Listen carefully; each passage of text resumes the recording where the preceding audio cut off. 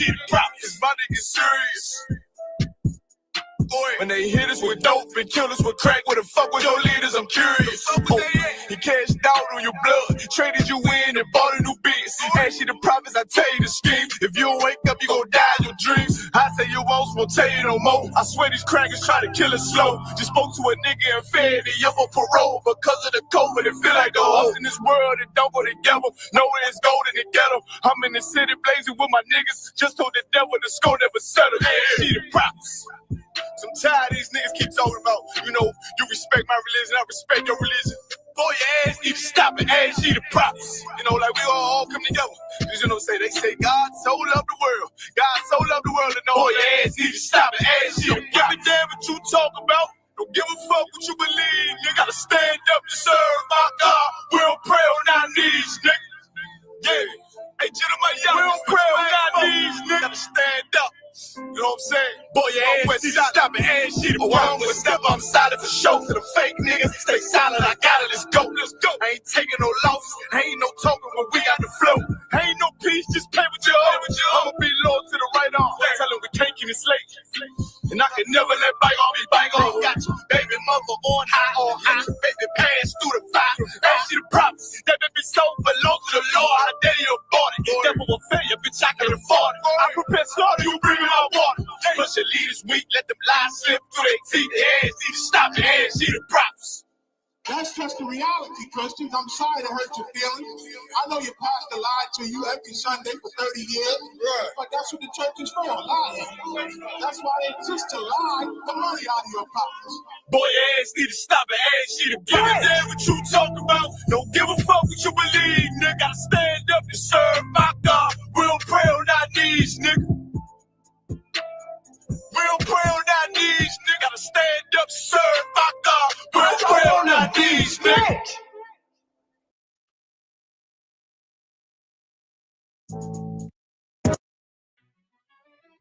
Yeah.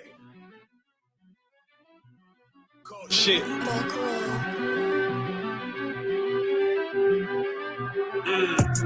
I ain't come with goons, but I'm well connected. Walk in the room and pop, pop, pop, like you got rejected. Let me see if you qualify or not. Spinning up in a tinted truck, riding around your block. Busy man. I get a word, he ain't shit from top to bottom like a motherfucking ceiling fan. Hopping out the rental van, on my way to LAX. Rubbers out in Cali and they killers out of every set. But I ain't tripping on no blood. One West, all my niggas got it out the mud. Put your face on a t-shirt, memory of niggas acting tough in them songs, that's the drugs. I don't need no cases, all my pistols clean. So now I weigh my options. Used to use the triple beam. Used to get the wop, mix it with the nicotine. Now I travel state to state and put on for my team. The fuck wrong with them? Ain't on my level, I should let my dog get them. I see niggas and they feelings, I don't feel them. Keep they Glockin' with me, it was like a ball with it. But at the end, I gotta stay patient. They hate me, Lord, I gotta stay patient. You one of them? Yeah. What's the problem? From one West, go to war with everybody. Cut the grass for the snake, fuck the gossip. Front line with them soldiers, that's my posture. Gun drawn, trying to curse the imposter. Shit get out the pocket, go to war with everybody, yeah. Shit that hate, make it to the featherweight. Niggas say they hard, but they sweeter than a dedication. Hold on, think it's time to introduce. I'm a man and a beast and a step and a rope. Hold on, and a G and a soldier and a mower. Hold on, and a killer and a prophet and a shooter, nigga. Trying to stay humble, my shit crazy. Cold leader, need the blue stripe, no brick baby. Can't be serious, you a funny boy, young fly. Look wrong, must be a dummy, I ain't gunshot. Fuck that little bitch, she a hook. Nigga swear he the go, bring him to the bush. To the bush. The fuck wrong with him? Ain't on my level, I should let my dog get him. Niggas in their feelings, I don't feel them. Kid they Glocky with me, it was like a ball with him. Be at the end, gotta stay patient. They hate me, Lord, I gotta stay patient. You one of them? What's the problem? From one West, go to war with everybody. I'm from Philly, you get hot, you catch a cold case. I'm one West, these brothers trying to set my soul straight. They done turned me to a prophet from a demon, and I'm locked in this shit and I ain't leaving.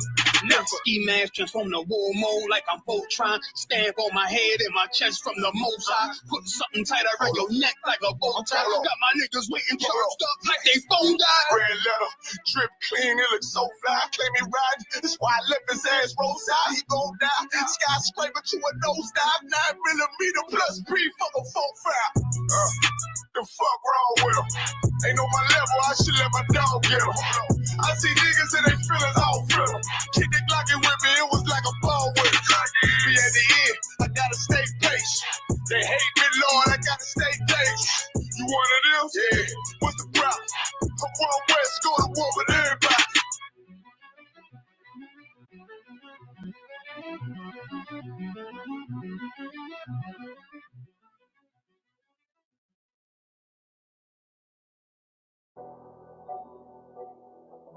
I got you.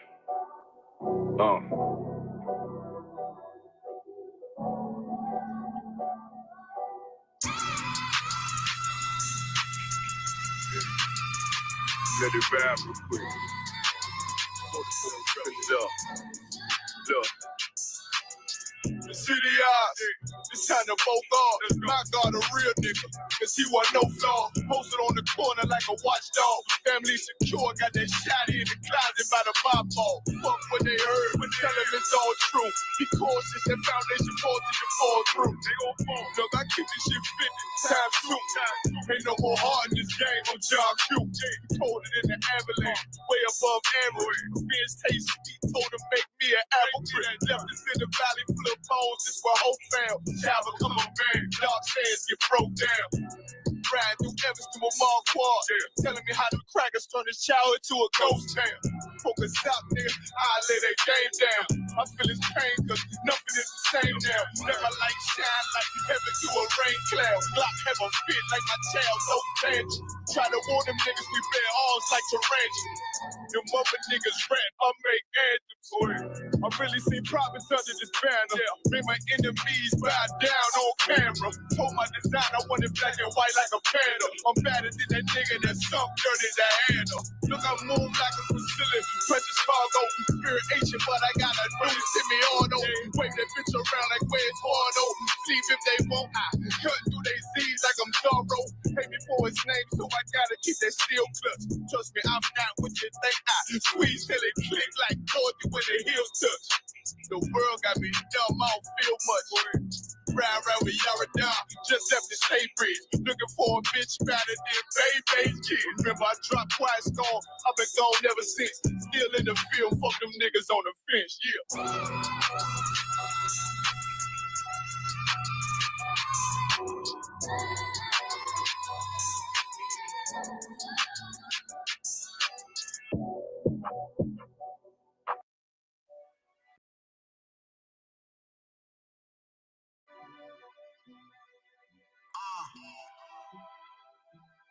One West world. First everybody. Bitch, more than what they ever played up. Living by put me in the gas. Born in 91, pumping 93. Winter, Chevy pill like a nectarine. But I keep it more than what they ever played up. Living by put me in the gas.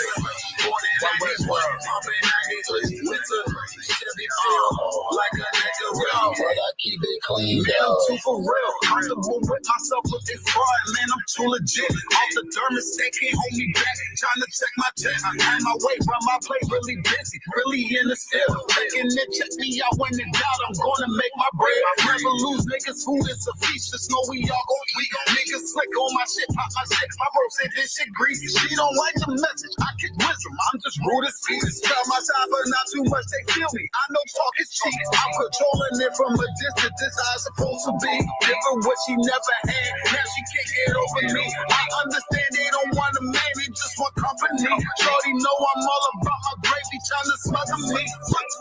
If from under me, I ain't had no silver spoon. This shit come from underneath. I play for keeps. I don't see nobody. This shit tunnel V. I play for keeps. I don't see nobody. This shit tunnel V. This is more than what they ever played up.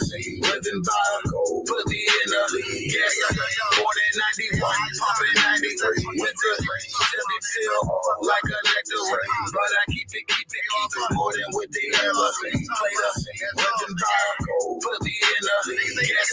Born in 91, pumping 93. Winter, Chevy feel like a nectar. But I keep it clean though.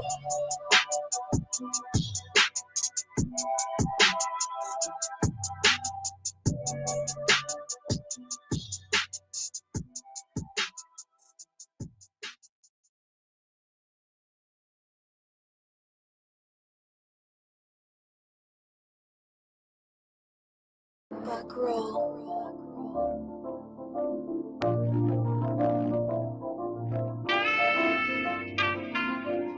This shit gon' ride.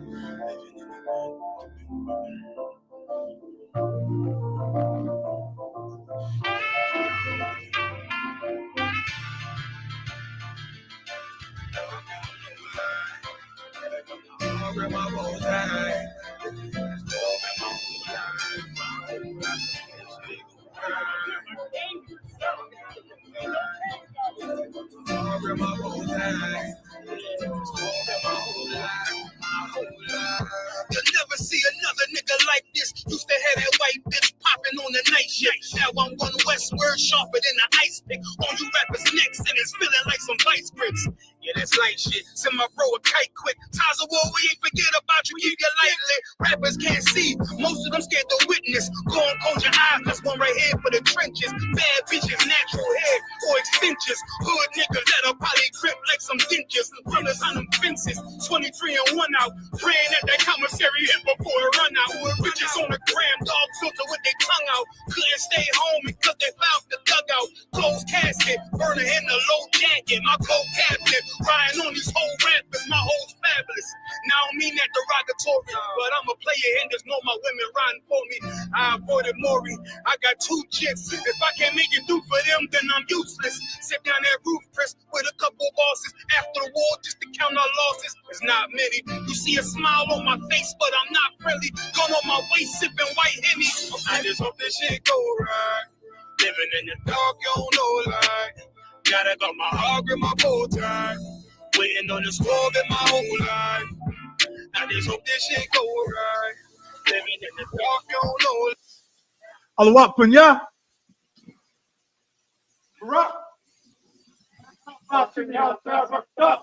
Yabashima Shabraka Thumb. Can y'all hear me? Come on, sir. We can hear you. Perfect. Most High Christ. Most High Christ. What's going on, Israel? You know what I'm saying? So I'm covering for General MAHAYAMAN tonight.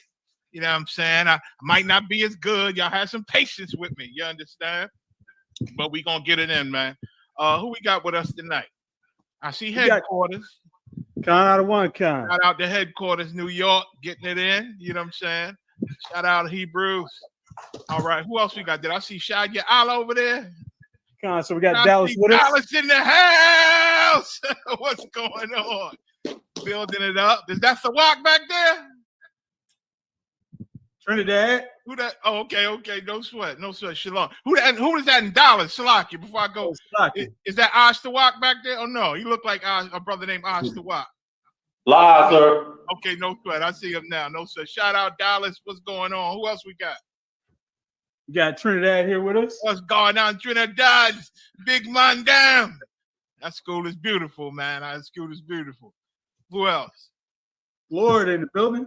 Okay, Florida in the house. What's going on, mighty man? What's going on, sir? And that's it. Let's get it on. That's it for now. Okay. No sweat. So again, we going what I'm gonna talk about.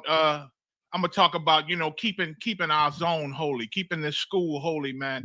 That we all then chose to give our life to build.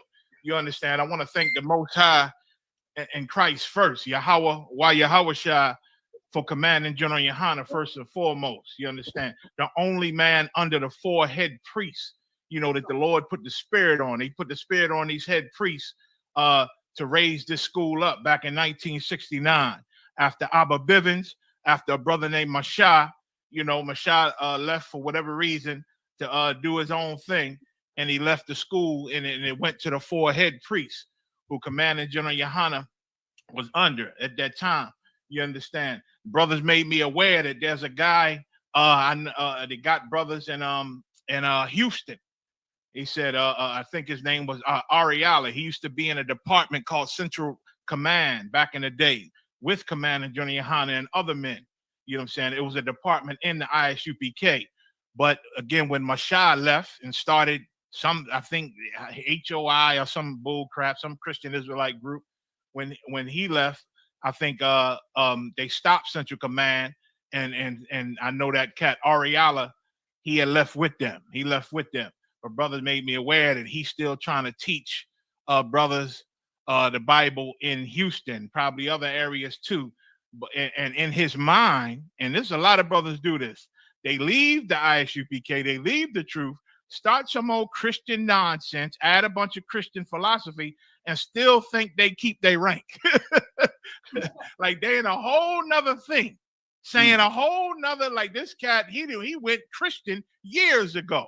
I saw one of his recordings or something. The brother sent me a recording of him or a tape I heard, and boy, it was so Christian the way he was talking. I think he now wants to accept Esau.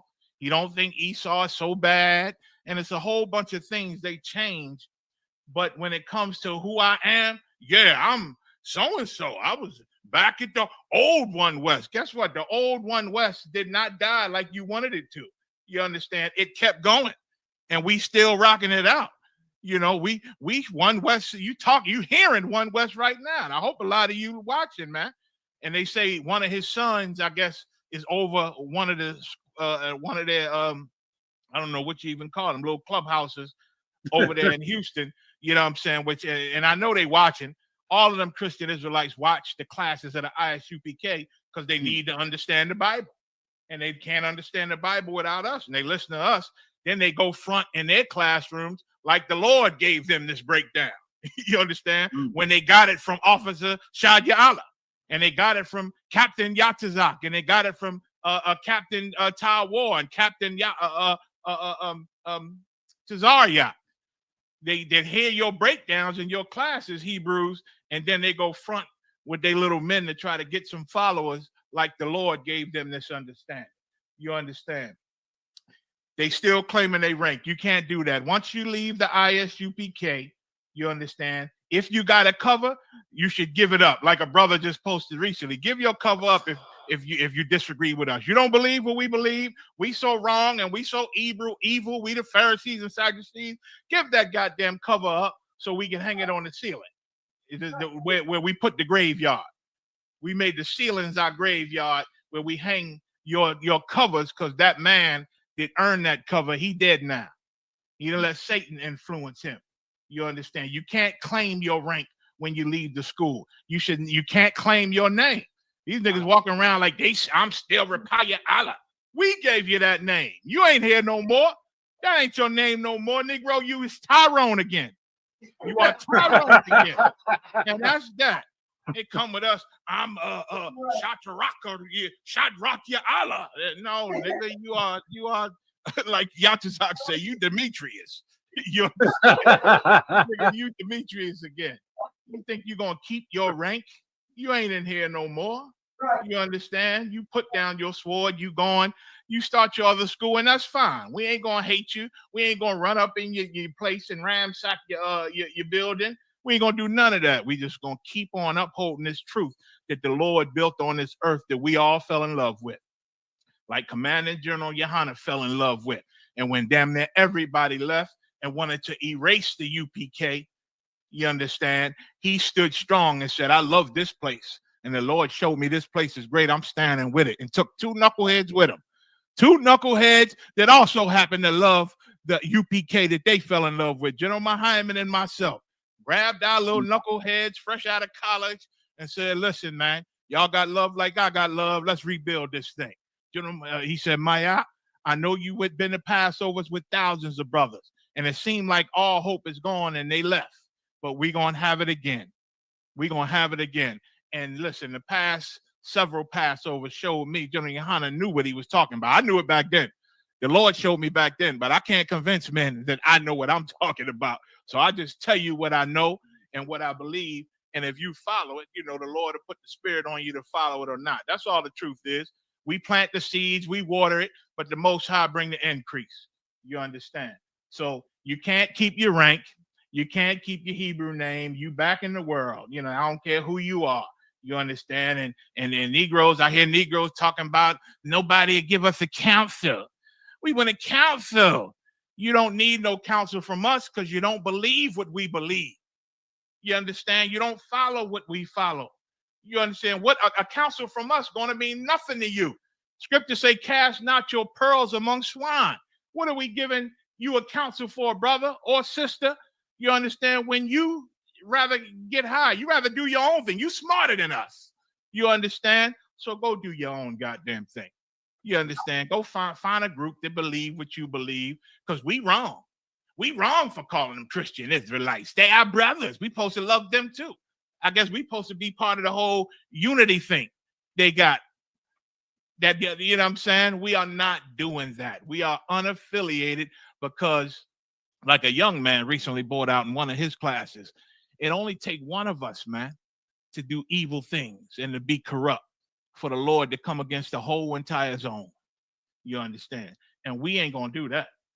Commander Junior Hanna taught me not to do crime, not to be a criminal, to obey the laws of this land and do right, and put these scriptures in my heart and my chest and live these scriptures. Don't just talk about it, but live it. And that's what I do. Now, you could join a group, and why we call them Christian Israelites? Because you do what the Christians do. Christians is getting pegged. Their men are getting pegged in the behind, having their women sleep with other men, and that's what they like. Christians do that. You understand? Christians do that. They accept Esau in their organization and Hamites, trying to save Hamites when they got nothing to do with us. But we ain't doing that, man. We ain't doing that. We're going to follow the doctrine that the Lord gave our leaders and have been passed down to us. We're going to hold on to it. We're going to hold on to it. I may take a couple of questions because I got a lot to go into. And I know I ain't going to have a lot of shit. I might as well say we might probably go past the time. You understand? And so I thank the Lord for Commander Junior Hanna and bringing me and General MAHAYAMAN up under him. And then the Lord brought General Hazayan on with us. We met that old crazy cat. He's on the chat now. Old General Cabal. General Cabal was trying to kill everything when we met him. We had to calm him down. Said, put your gun away, General. Put your gun away, Cabal. Put it away. Stop trying to kill everybody. We couldn't go eat in the beginning with Cabal because he would threaten everybody's life in the restaurant if they got our food wrong. And you know, and Commander Junior Hanna and myself, we understood that they will spit in your food. So when Cabal went off on him, we had to go somewhere else. All right, we out.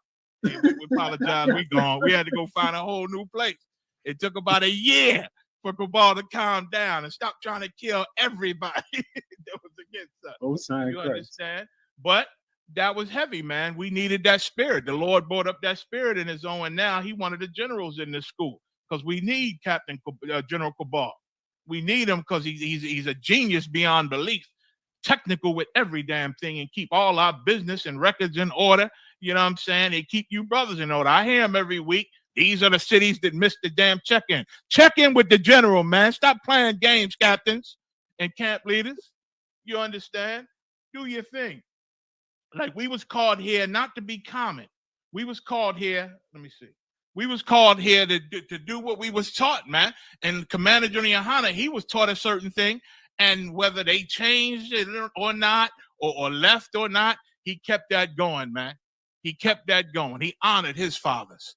You understand? And I'm going to honor him, and I'm going to keep it going with him. You know what I'm saying? And roll with him. And we ain't changing the doctrine. We ain't bending for nobody. We ain't folding for nobody. We're not going to acquiesce. Y'all look that up. We're not going to acquiesce for nobody.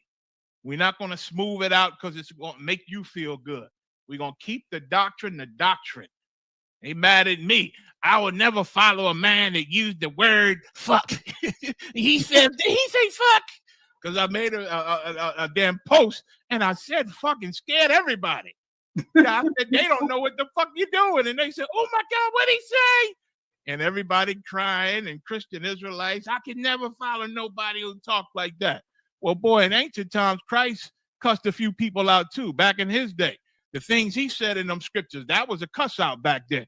You understand? Now we're in a different age, different languages, different words. You know, we might throw a fuck or a motherfucker or damn it or bastard out there. If it offend your Christian heart, you ain't got to be here. You ain't got to be good, here. sir. Go ahead. They'll follow somebody who would never say that word, but who will steal their grandmother's whole pension. Yeah. You know what I mean? They talk sweet and talk nice and getting pegged. Talk sweet and talk nice. And, you know what I'm saying, like you said, stealing from everybody, locking the doors and forcing you to give up money because he in debt. Nigga got a gambling problem and he hold the church hostage because he in debt, trying to get some money. You know what I'm saying? Galatians 1st chapter tell us how can you, I'm gonna read Galatians 1:6. I might as well go to it. Galatians 1:6. Then I'll take a couple of questions if we got them, but then I got a lot to go into. So Galatians 1:6. I marvel that ye are so soon removed from him that called you into the grace of Christ unto another gospel. Like Paul was their teacher, man. He was their father. And it shocked him how easy it was for Satan to get brothers, man, and sisters. You know what I'm saying? And remove them from the gospel that they were taught, from everything Paul taught. You understand? And I know what Paul feel like, man, because I feel the same way. I'll be surprised. I done sat with men back in the day when I was in my 20s, and we destroyed the Christian church's Immaculate Conception just to see them same brothers I did the TV show with sitting wearing red and gold and white and red and white, talking about the Immaculate Conception is real now. Blew my mind. I marvel at that. You understand? Commander General Yohana marvel at all the men that he done taught that walked away so easily, man. So easily. And now because of their pride, they scared to come back and start from the beginning, because you're going to have to start from the beginning. But their pride won't let them. So they rather you're going to take a chance out there, go ahead and do it. This place is too beautiful to beg anybody. Go ahead, Q. Acquiesce. What does it say? To rest satisfied or apparently satisfied, or to rest without opposition or discontent. Like somebody say, well, I don't think that mean that. And you fold to, okay, well, maybe it mean this. Maybe the world, maybe they tell us we too rough. So we acquiesce and change and become soft and become tender and sweet. Put a little sugar in our tank, I guess. That's the road to getting pegged. We ain't doing that. You understand? We ain't doing that. Read on, 7th verse. Sir, verse 7. Which is not another, and but they change into another gospel, but it's not really another gospel, because none of you Christian Israelites who claim you got a different doctrine and this and that. I remember the Candy Canes came out and said hell is real, and we in the hell and the guys that wear all white, GOCC. I remember they were saying hell is real and there's different chambers and they hook your eyelids in this hell when you die. All of that come from Dante's Inferno, a break off of the Roman Catholic Church, man. All that mess where you go to some hell and chambers and the devil and burning and fire after you die and your soul for eternity. Those are the Roman Catholic lies. Those are movies. You understand? So it ain't no new doctrine. None of them are on. Any change or doctrine that they teach or say comes from some Christian church, one of them or another. It's not another, but what? But there be some that trouble you, and would pervert the gospel of Christ. But some still whispering in your ear. Some still whispering in your ear, and we got a few of them. They got a love-hate relationship with us. They leave the gospel, don't want to follow us. We ain't smart enough to lead them. We wrong in what we saying. They hear a class and totally misunderstand the class. They hear a class and General MAHAYAMAN say the brother should have sex with Jada Pinkett to get him back. They're all in the world. He don't understand the spirit of what's being taught. You understand? So, oh my God, they teaching to give your wife away. Oh no. What the hell you scared of? Your wife on her way out or something? You think we got something to do with it? No, that bitch leaving you because you a sucker. You understand? You a sucker. That's why she leaving you. We ain't got nothing to do with that. We don't know her. You know what I'm saying? We ain't trying to convince her to leave you. We don't teach a woman to leave her man. You understand? Now, if she come to us and say he trying to get me to peg him, we're gonna say, sister, do not peg him. We're gonna teach you to obey the law. And if you walking around here having sex with men and getting AIDS and all type of nasty shit, we will tell her she might want to use protection or not have sex with you, or we might try to save her life. You understand? But we know sex is marriage. That's who you chose. So your doctrine ain't another one. And you got suckers out here trying to convince you that the ISUPK is wrong. We done withstood every doctrine, every Christian Israelite group, every organization that then came against us from 1969, and we still here, man. And we still here. Go ahead. But though we or an angel from heaven preach any other gospel unto you than that which we have preached unto you, let him be accursed. And Commander Johnny Hanna explained this scripture to me a long time ago as a young man. And he told me his fathers and his teachers taught him this and told him, man, if anybody teach the doctrine, even if we teach it, Johanna, you better keep doing the right thing. And he followed his fathers, man. He was a good son. He was a good son. He followed them no matter what they did, no matter what went down with them. He kept this doctrine and kept the truth going, man. And I'm going to honor him as my father. You understand? My father, I knew my father all my life, but he wasn't around like that. You understand? But I knew him, and I never had no animosity amongst them. You know what I'm saying? My mother handled it. He came around every now and then. That was fine. But I ain't get taught a lot in the world. I got taught by my old heads and on the streets. The streets taught me. You understand? So all I knew was street things. I didn't even know how to deal with a woman in a loving way. All I knew was how to deal with them according to how the streets taught me. Commander Junior Hanna changed all of that, taught me these scriptures, and I saw the scriptures live through how I was rolling with him. I'm rolling with the general for years, and I'm reading the scriptures and saying, damn, this is our life here. What these prophets are doing. This is our life. We doing this. We actually doing it. And it made me proud and happy to understand life, man. Because before the truth, you don't understand life. And that's why niggas get high mostly. They don't understand why the white man's so evil. They don't see a way to get out of it. They don't see no changing. They don't think the white man can be beat. They don't think nothing defends us because they don't. We a nation undesired. And if you don't understand God's plan on how we got here and then understand how to get out of it, shit, you'll get high too. You'll get high too. But they taught him well, and he stood with these scriptures, and he stand with the Most High in Christ, and I'm going to do it too. And all the generals behind him going to do it. And I pray you captains and officers, you do it too, and you stand strong, and you stay loyal, because the Lord don't need none of us. So before I get into it, what time is it? I'll take one or two questions if we got questions in the room or online real quick. So we have a question in the comments. Trooper Zakar says, Shalom, how about Shmi Shah Barakatah?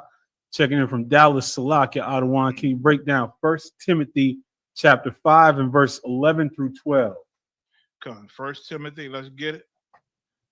Let me get it with you. 1 Timothy chapter 5 and verse 11. Anybody got it? 11 and 12. Okay, no sweat. All right, let's get into it. Go ahead. 1 Timothy chapter 5, verse 11. Start at 10. Come on, sir. Verse 10. Well reported of for good works. Mm-hmm.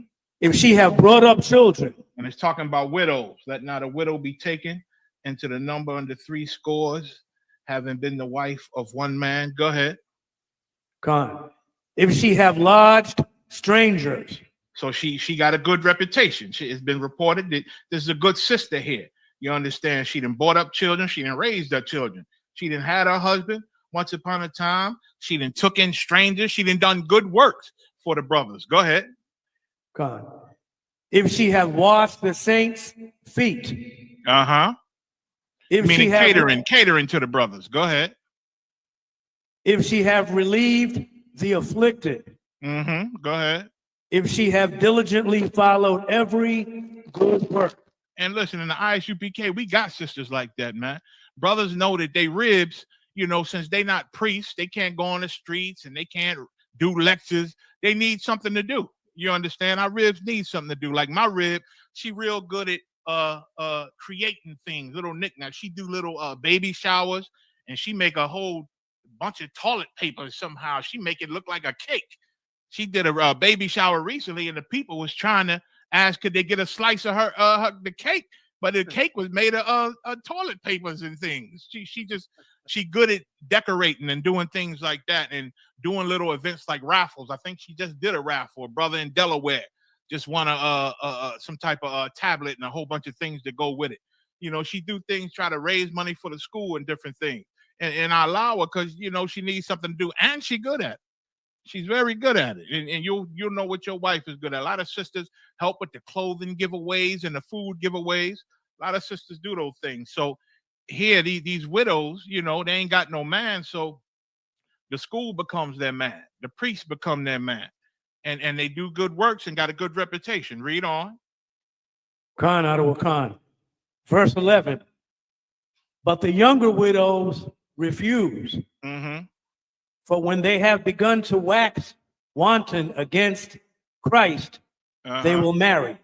Right. So, but the younger ones, it says refuse for they have, for when they have begun to wax wanton against Christ, meaning become busybodies. They young, you know, these young sisters a lot of times.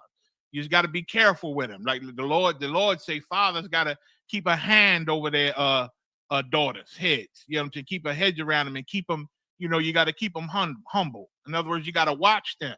You understand? Because they'll become wanting. They'll wax wanting against Christ. They'll go out of the spirit. In other words, you understand? And they'll be looking for a man. It's better that they get a man in the UPK. Don't you be wandering and, you know what I'm saying, end up getting a brother outside of the school. You understand? You brothers, you got, you know, marry these sisters, man. They looking for money. You think they here because the scripture's so heavy. They here for you. They here for you. You know what I'm saying? And when they're young and ain't with their man no more, now in these times, it ain't really widows no more. It's just, you know, they done broke up with their man because they didn't know no better. They not in the school. You understand? And of course, against Christ just meaning they ain't in the truth. They not in the truth. If you're not in the truth, then, you know what I'm saying, you eating what Christ said not to eat, eating what you're doing the things the Most High Christ said not to do. So you're basically against Christ. You're doing things against yourself, against Christ. Go ahead. Khan out of Khan. Verse 12. Having damnation because they have cast off their first faith. Their first faith. And like I said before, it ain't a lot of young sisters in the school now that their husbands died, that are actual widows. You know what I'm saying? That are actual widows. But it's mainly focused now. We just focus on these young sisters and how they come in. A brother said, I think it was Captain, I think it was Houston camp leader, said something heavy that you know, these sisters that's in the school, you got to represent well, man, and be a mother to these young sisters that's coming in, because they coming in. Young brothers, young sisters, they coming in. And a lot of you, when these sisters come in, you know, they come in because they want to find the Lord. They want to change their life. And they heard that we the place where you change your life. We the place where you become something new. And when they come in and meet you, you throwing them a little shade because you think you better than them. You think you got rank over them because you've been in the school longer than them. And you throwing shade to these youngsters, or they seeing you and your neck going. And you, yeah, well, something, all the things you sit to say, you a bad influence on these young sisters, man. And you'll have them not fight to change, and you'll have them stay the way they are. You understand? And they'll wax wanton against Christ. You understand? And so it says, you read 12, right? Yeah, having a damnation because they have cast off their first faith. That we ain't got a lot of young widows in our school, for whoever asked the questions right now. You understand? But at this time, Paul was dealing with sisters who might have had husbands that died. You understand? And they were young.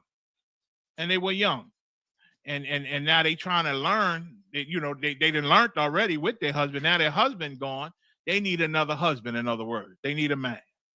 So, in other words, let's get these young sisters some men, because that's what they here for. They here looking at you, finding out who they like the best, who class they like the best, who smile the best, who got the best teeth, who got the best physique. It don't even matter why they want a man up in here, but ain't nothing wrong with getting a man up in here. Hope that answers the question. Any more? Come on, sir. Brother says, Shalom, my Lord, if I may I have a quick breakdown of Ecclesiastes chapter 21, verse 23 through 24, Baba Bashar Watawati. No sweat. Ecclesiastes. What's that? Chapter 21. Where am I? Chapter 21. Hold up. I messed up. Slaki, give me a second to get it with you. Go ahead. Slaki, sir. I think the brother meant Ecclesiasticus. Ecclesiasticus. All right. No sweat. No sweat. All right. So we're going to go to Ecclesiasticus, which is in the 14 books that the world took out of the Bible, but we got the Bible with it in there. It's called the Apocrypha, and you can get a whole King James Bible from Genesis with the Apocrypha in it.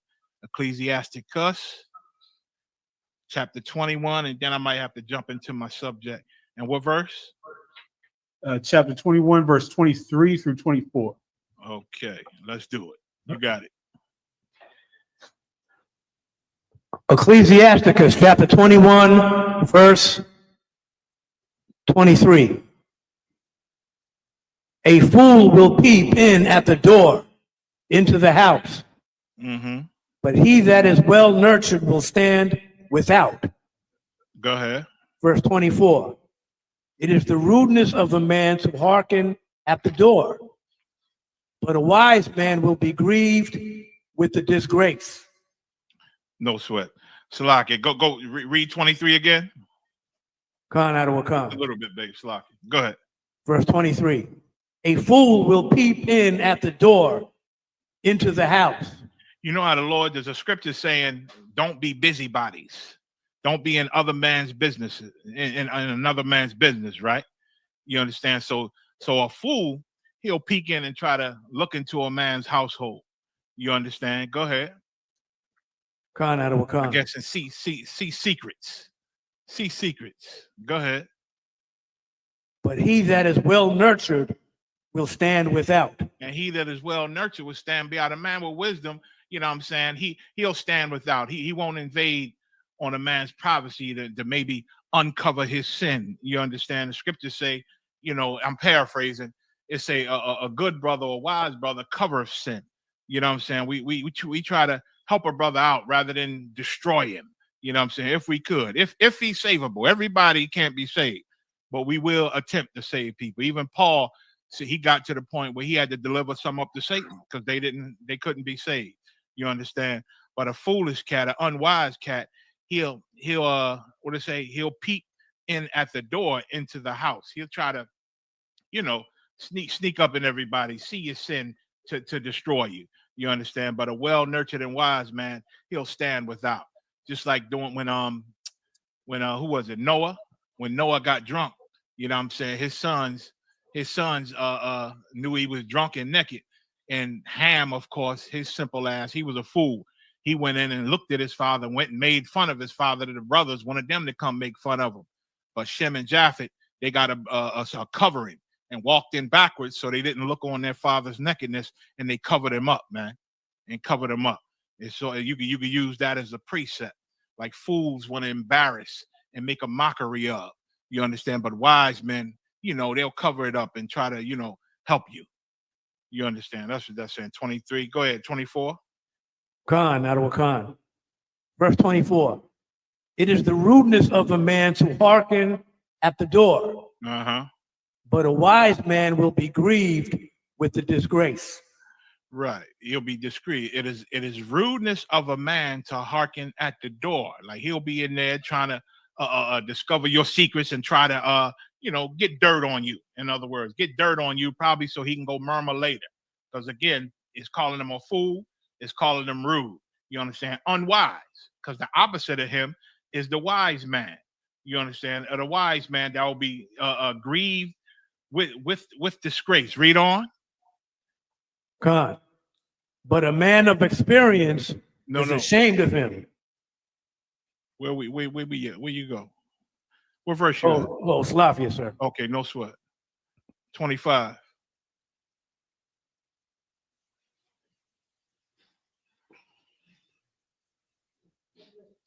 You with me? Khan, sir. Verse 25. Okay. The lips of talkers will be telling such things as pertain not unto them, but the words of such as have understanding.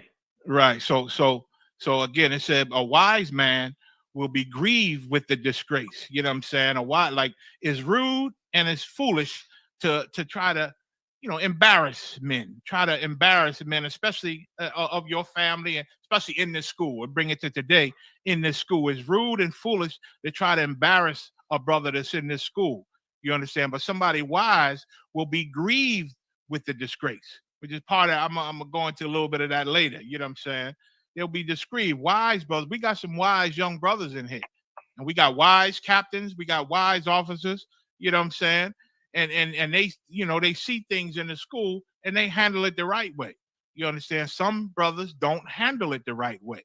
You understand? And these wise brothers see it not being handled the right way, and that disgrace grieves them. It grieves them to be doing foolish things like, I've been seeing in the last couple of weeks. And the lips of the talkers will be, what did it say? The lips of talkers do what? Will be telling such things as pertain not unto them. Like, this ain't going to help you. Ain't got nothing to do with you to say those things or to utter those words about a man or a sister that's in this school. It's not going to help you. It's not going to help them. Do things that's going to help the situation. Read. God. But the things as pertain. But the words. Salafia, sir. But the words of such as have understanding are weighed in the balance. Are weighed in the balance. Why? A wise man will see something if he see it. Now, he won't go out his way to try to see your sin, but if he see it, he'll think of the wise way, the protocols. He'll think of how our king taught us to handle it. What's the protocols of the school? How do I handle this without disgracing the brother, without disgracing the sister, without, being rude or embarrassing anybody? How do I handle this the correct way? So that's what that's saying. I hope that gives you understanding on that. Slug it, sir. Go ahead. General Q asked if we can read 22. No sweat. Where we at? Go ahead. Read 22. Do 21.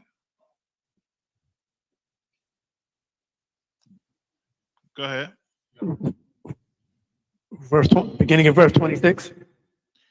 Read Ecclesiasticus 21 and 21. Khan, sir. Verse 21. Learning is unto a wise man as an ornament of gold. And that's the beautiful thing. Some cats come into the school and then get to a point where they think they smarter than their teachers, or they're no better, or like we ain't got no understanding. We've been doing this 30 years myself, damn near. Commander Johnny Yohana, hell, forget about it. Damn near from the beginning. And you think your understanding is better than ours? You think the way you would handle this situation is better than how we would handle? You fooling yourself. Go ahead. And like a bracelet upon his right arm. And wise brothers, boy, we love to learn. Like, I love this. I read the scriptures and I still see something and understand something that I didn't understand before, or see something. And it's amazing how the word of God is like that. The Bible is like that. You've been in here studying and reading for years and read something that you forgot about, or something that you see totally clearer than you used to see it. You know what I'm saying? And that's a beautiful thing. To learn, to love to learn, is a wonderful thing for a wise man. You understand? It's like an ornament of gold. It's like he floss, he bling bling it. That's how knowledge is and learning is to a wise man. Read. Khan, verse 22. A foolish man's foot is soon in his neighbor's house. Look at that. Look at that. But a fool, he want to be all up in your house and peeping out your scene and seeing how you not better than him, seeing how you worse than him. Go ahead. But a man of experience is ashamed of him. Yeah, but a man of experience, he's ashamed of this fool. You understand? He's ashamed of this fool who want to be all up in everybody's business, man. Don't be a busybody. You understand? Don't be in everybody's business. Of course, we all here to protect this school.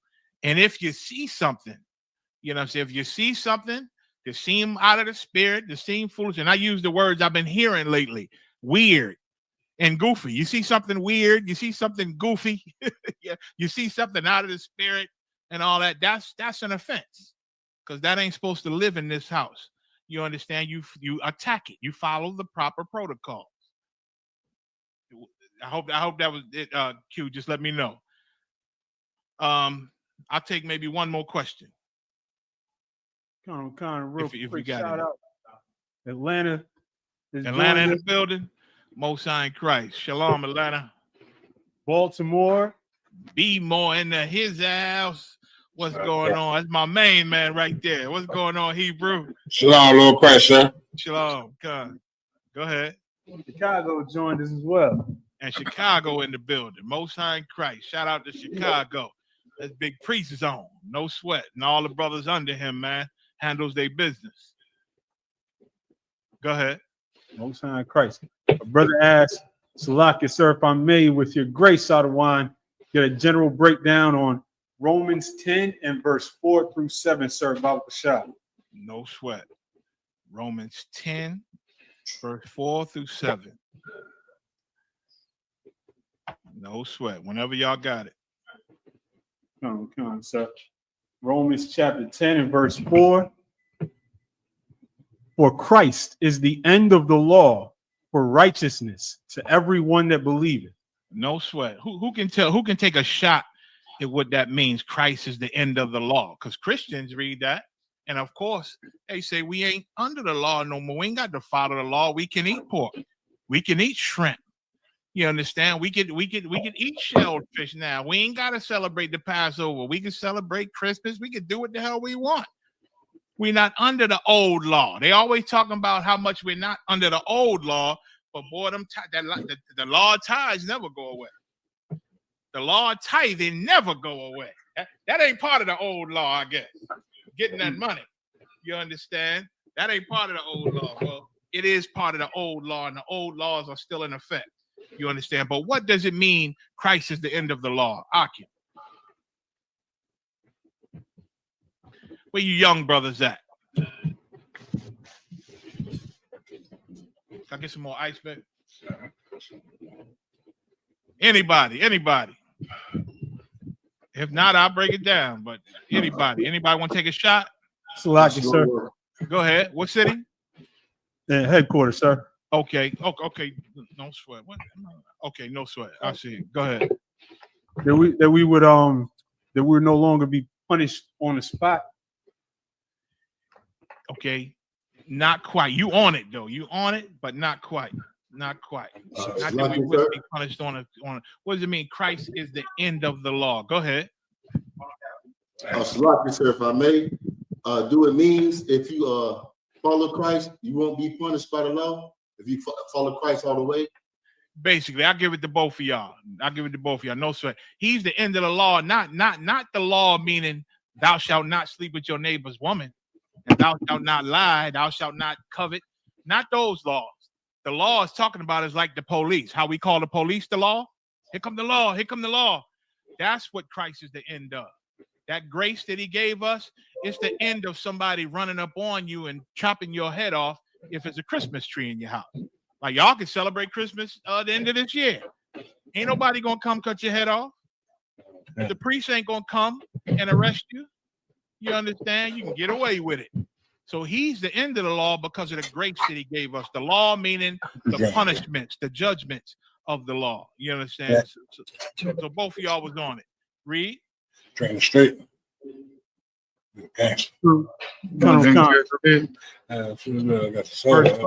Put your phones on mute if you're not reading. Well, go ahead. Verse 5. For Moses describeth the righteousness which is of the law. That the man which doeth those things shall live by them.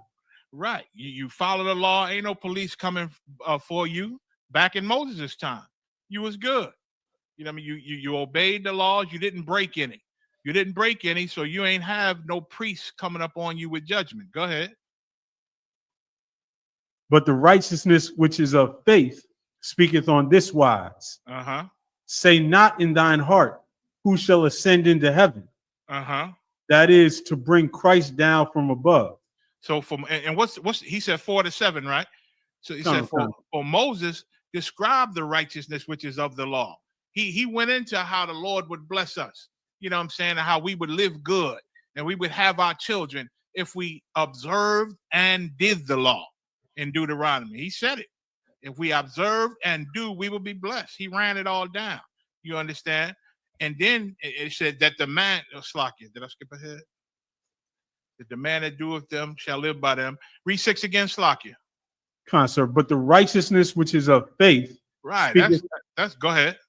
Speaketh on this wise. But now in Paul's day, in Paul's time after Christ, what he taught us to be righteous and have faith. And that righteous faith, because we didn't know, I didn't celebrate Christmas in my life. I ain't gonna lie to you. I done made a tree. I done bought my kids back in the day. Wait, not the ones that y'all might know of, but I got older sons. And I done bought a Christmas gift or two, accepted a Christmas gift. You know what I'm saying? I didn't went to an Easter egg hunt. I done did things to piss up the Lord, piss off the Most High. You understand? But now I can walk around and be righteous in my mind because I have faith that my king died and the Lord ain't going to remember that old me that died. He ain't going to remember that. I have faith. You know what I'm saying? Go ahead. And it speaks on this wise. That faith through Christ, knowing what he did to give us another chance so we ain't got to be judged by what we did in the past. Read. Say not in thine heart, who shall ascend into heaven? Now we ain't got to figure out, well, who gonna make it to heaven? How are we gonna make it to heaven, man? We done did things that's wrong. You understand? Go ahead. That is to bring Christ down from above. And spiritually, it's like pulling Christ down. Like he ain't do what he did. Like he didn't walk this walk, get murdered on this earth, and then go up there and receive all the glory that the Lord gave him. Like it tell you in the book of Daniel, when he was brought before the Ancient of Days, and all the glory he deserved and earned. It's like, like saying his grace ain't real. What he did ain't real. You understand? Read. Or who shall descend into the deep? That is to bring Christ up again from the dead. Or who going to hell?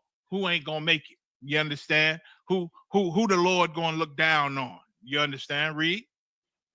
But what saith it? Oh, the word. Go ahead. The word is nigh thee, even in thy mouth and in thy heart. That is the word of faith which we preach. Like now we live through faith. You understand? We live through faith. You know what I mean? Christ died and then he rose again. So we ain't got to worry about who going to make it. You know, so we ain't got to worry about death like Christians do every day. There's a prayer they teach the kids. Now I lay me down to sleep. I pray my Lord the soul to keep. Because everybody worried about dying because we don't know the Most High. We don't know God. You understand? But in the UPK, you can rest it in your heart that we work for the man that controls life or death. We work for him. You know what I'm saying? As long as you work for him and please him and do what them scriptures say and follow the protocols, man. You know what I'm saying? That Paul said, whether I live for Christ. Whether I die for Christ. So you ain't got to worry about death every day. Hell, if I go tomorrow, I'll see you on the chariots. Lord will. Y'all just see me on the chariots and keep this work going. You understand? So we ain't got to worry about that. We ain't got to worry about what they teaching us about some fiery place when we die. The fire coming right here on the earth, man. Right here on the earth. You understand? So, you know what I mean? That's mainly what it's going into. You know what I'm saying? And they say read 8 again.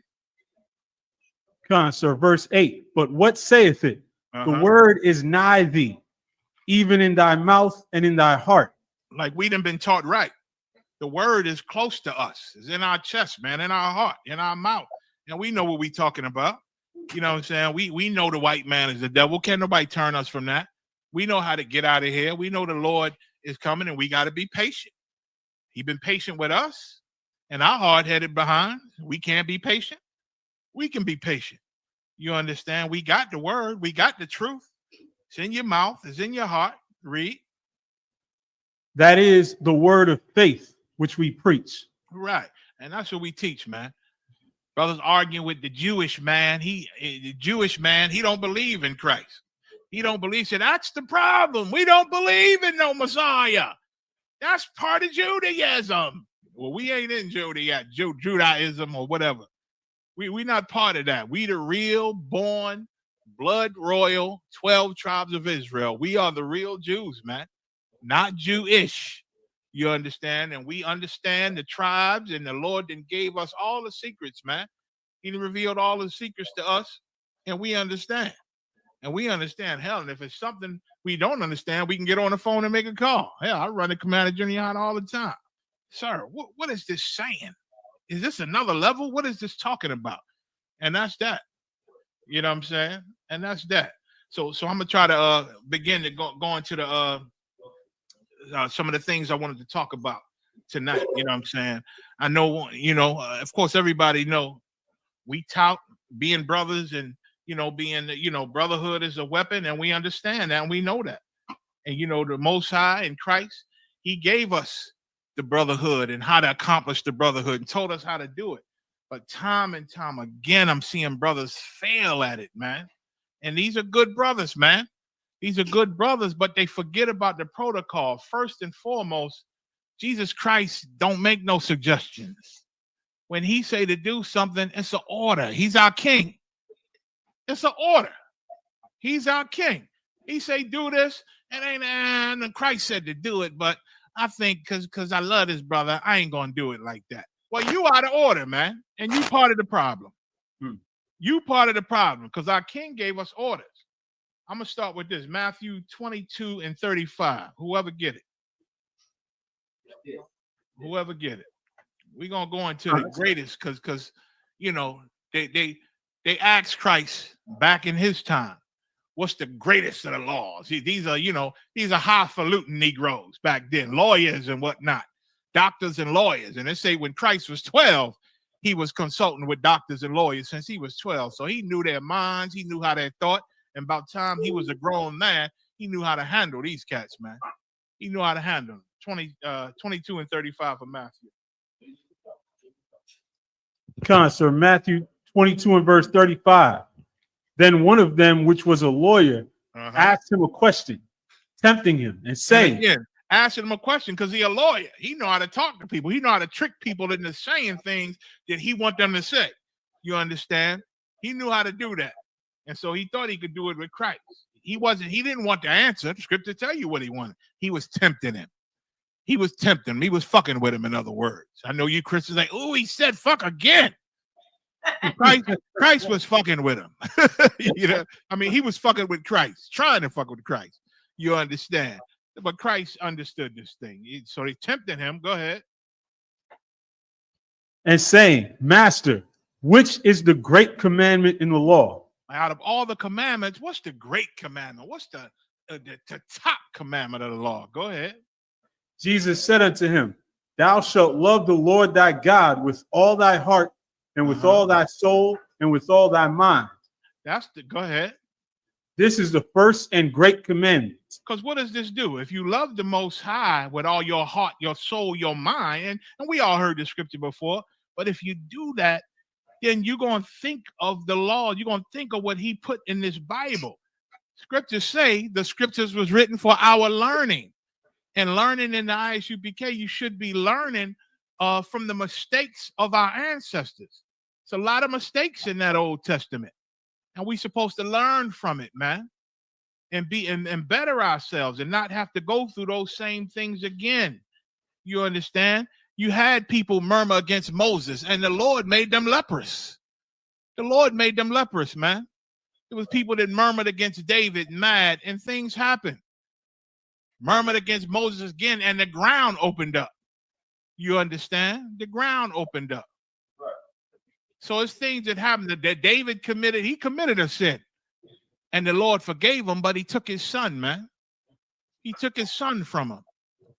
Yeah, and we're supposed to learn from these things. And the laws, we're supposed to learn how to follow them. That's what Christ made it clear. Christ made it clear on how to follow them with a good conscience, man. Not just doing it every day and then going and doing the same sin over and over again. We're supposed to learn from it. Christ told a whore. They bought Christ a whore, and she was a whore. Christ said, I'm going to forgive you because all these brothers walked away and they couldn't condemn you because they know they didn't did shit. Yes, I said shit. They didn't did shit. And they walked away. You understand? And Christ said, they ain't condemn you. I'm not going to continue to condemn you either, sis. Go thy way. And the heaviest thing he said to her was sin no more. That's what everybody missed. Sin no more, he told this sister. Because next time, you might not get this mercy. You might not get this mercy. He didn't tell her it was okay what she did. It was right what she did. He said, go your way. I'm going to forgive you. But don't do it again. Don't do it again. You understand? Read. And the second is like unto it. Thou shalt love. He said that was the first and great commandment. Now the second is just like the first. Like you love the Lord with all your heart, your mind, your body, and everything. You constantly thinking on what's right. What would the Most High be pleased with? What would he be pleased with? That's the first and great commandment. Go ahead. Somebody else get Leviticus 19 and 17. Read on. Thou shalt love thy neighbor as thyself. And the second is just like the first. Love your neighbor as yourself. Love your neighbor as yourself. How is that just similar as the first one? Why is that similar to the first one? Somebody also, I know I called Leviticus 19 and 7. Somebody get that scripture in 1 John 4 and 20. 1 John 4 and 20, and just hold that for me. Why is loving the Most High with all your heart, mind, and soul and body? How is that just like this second one, which is love your neighbor as yourself? It's like it, sir. Go ahead. Because that's key way that you show that you love the Lord. One more time. Because that's a way that you show that you love the Most High. That's how you show, because all of the Lord's law is to make you be a brother with your brother and a sister with your sister. What was thou shalt not steal? Don't lie. You know what I'm saying? Don't covet. The Lord, them laws is to make you a brother. You know what I'm saying? To keep our family intact. That's what the Lord's laws is about, keeping our family intact. You understand? And loving your neighbor as yourself. A lot of the world get confused on neighbor. They think because Mr. Hong live across the street that God is talking about loving him too. Mr. Hong, who owned the Chinese spot. You understand? They talking about Fufu, who lived 2 blocks down. You know what I'm saying? He comes sometimes, and during the block parties and things, he comes sit his stinking food on the grill. You know what I'm saying? You think that's your neighbor. You understand? I'm gonna show you who your neighbor is. But first, who got 1 John, I think, 4 and 20? 1 John 4 and 20. Uh-huh. If a man say, I love God, and hateth his brother. Like, you can't front with the ISUBK. You ain't gonna front with me. And you ain't gonna front with Commander General Yohana. We see right through you. General Mahayaman, General Haas, General Shawamar, General Katham, General Cabal, and a whole slew of captains, man, that are wise beyond belief. We see your nonsense. You ain't gonna front to us like you love the truth and love the Most High, and you ride or die. I'm ride or die 10 toes deep. I'm 10 toes deep, one west till they bury me. Oh, I don't hang with that brother because of this. Oh, I don't like that brother because of that. You ain't fooling nobody. If you can't get along with brothers, or you hating brothers in this school, then you don't love the Most High, man. Read that again.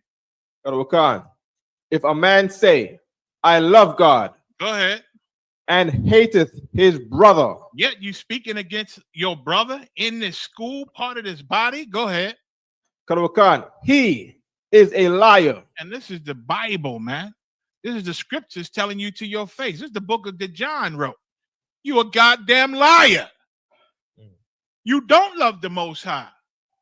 You don't love the Most High if you can't even get along with your brothers, man. Because Christ just said the first commandment is loving the Most High with everything you got. The second is just like it. Loving your brother as yourself. Why? Because the Most High look at you like a sucker when you acting like you love him so much, but you can't even love your brother. You can't get along with your brother. You can't make peace with your brother. You can't go to your brother and try to work it out and then have a council to fix the brotherhood, to fix this family. You a liar, man. You lying to yourself, and you only fooling yourself, because everybody see it. Everybody see it. So that's why the first great commandment is just like the second one, which is love your neighbor as yourself.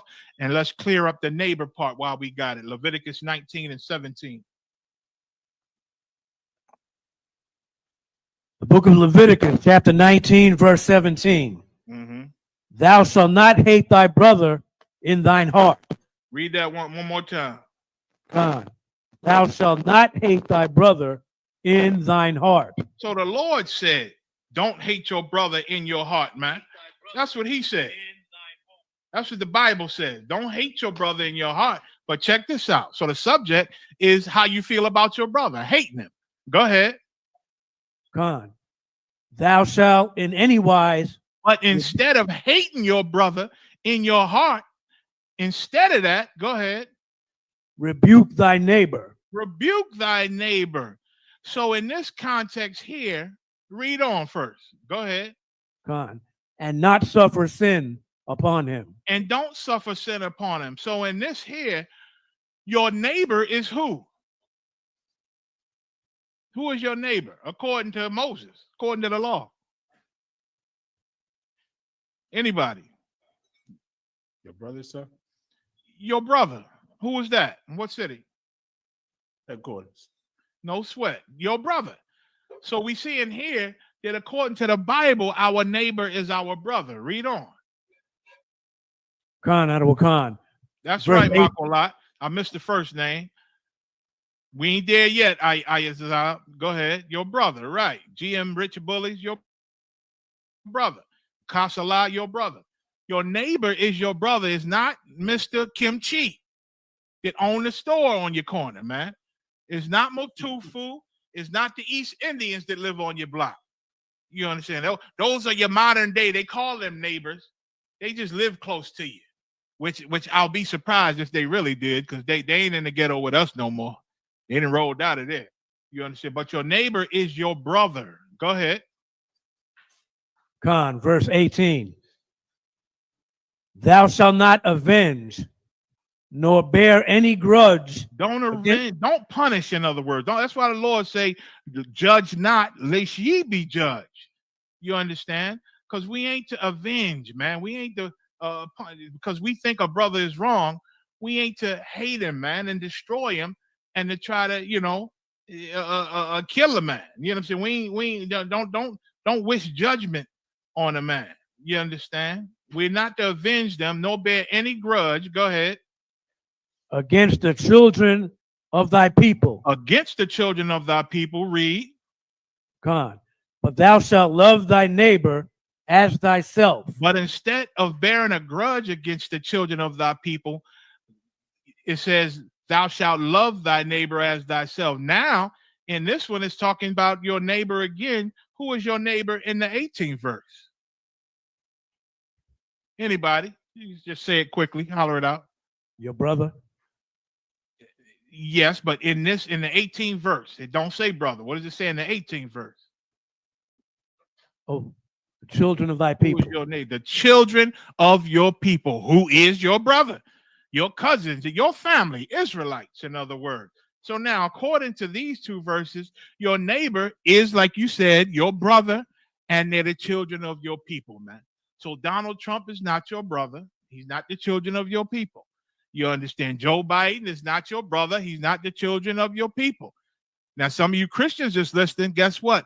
Barack Obama is not your brother. He's not your neighbor. He's not the children of your people. He is the children of a whole nother people called Hamites. We are Shemites. Our forefathers, we are not the same people as him. You understand? Give me Matthew 22 and 40. Slocky, did we read 40 already? I know we read 39. Let's finish it with 40, and then somebody get me Deuteronomy 18 and 18. Come on. Verse 40. On these two commandments. On these two commandments, loving the Most High with everything you got and loving your brother as yourself, man. On these two commandments, go ahead. Hang all the law and the prophets. Hang all the law and the prophets. Now, your brothers, although we got brothers, just biological brothers, but our brothers are in this school, man. Christ said, who is my mother, my sister, my brother? Them who do the will of my Father which is in heaven. That's what our King said. And that's how we supposed to live, man. If you in the ISUPK, we brothers, man. You are brothers, you are sisters. Now, if you walk away from this, you done put down your sword. You done put down your sword now. Don't be mad because we don't consider you brothers if you put down your sword and left us because you don't love us. You don't love us if you're able to walk away from us. You call yourself our brother. You think you still have one a counsel.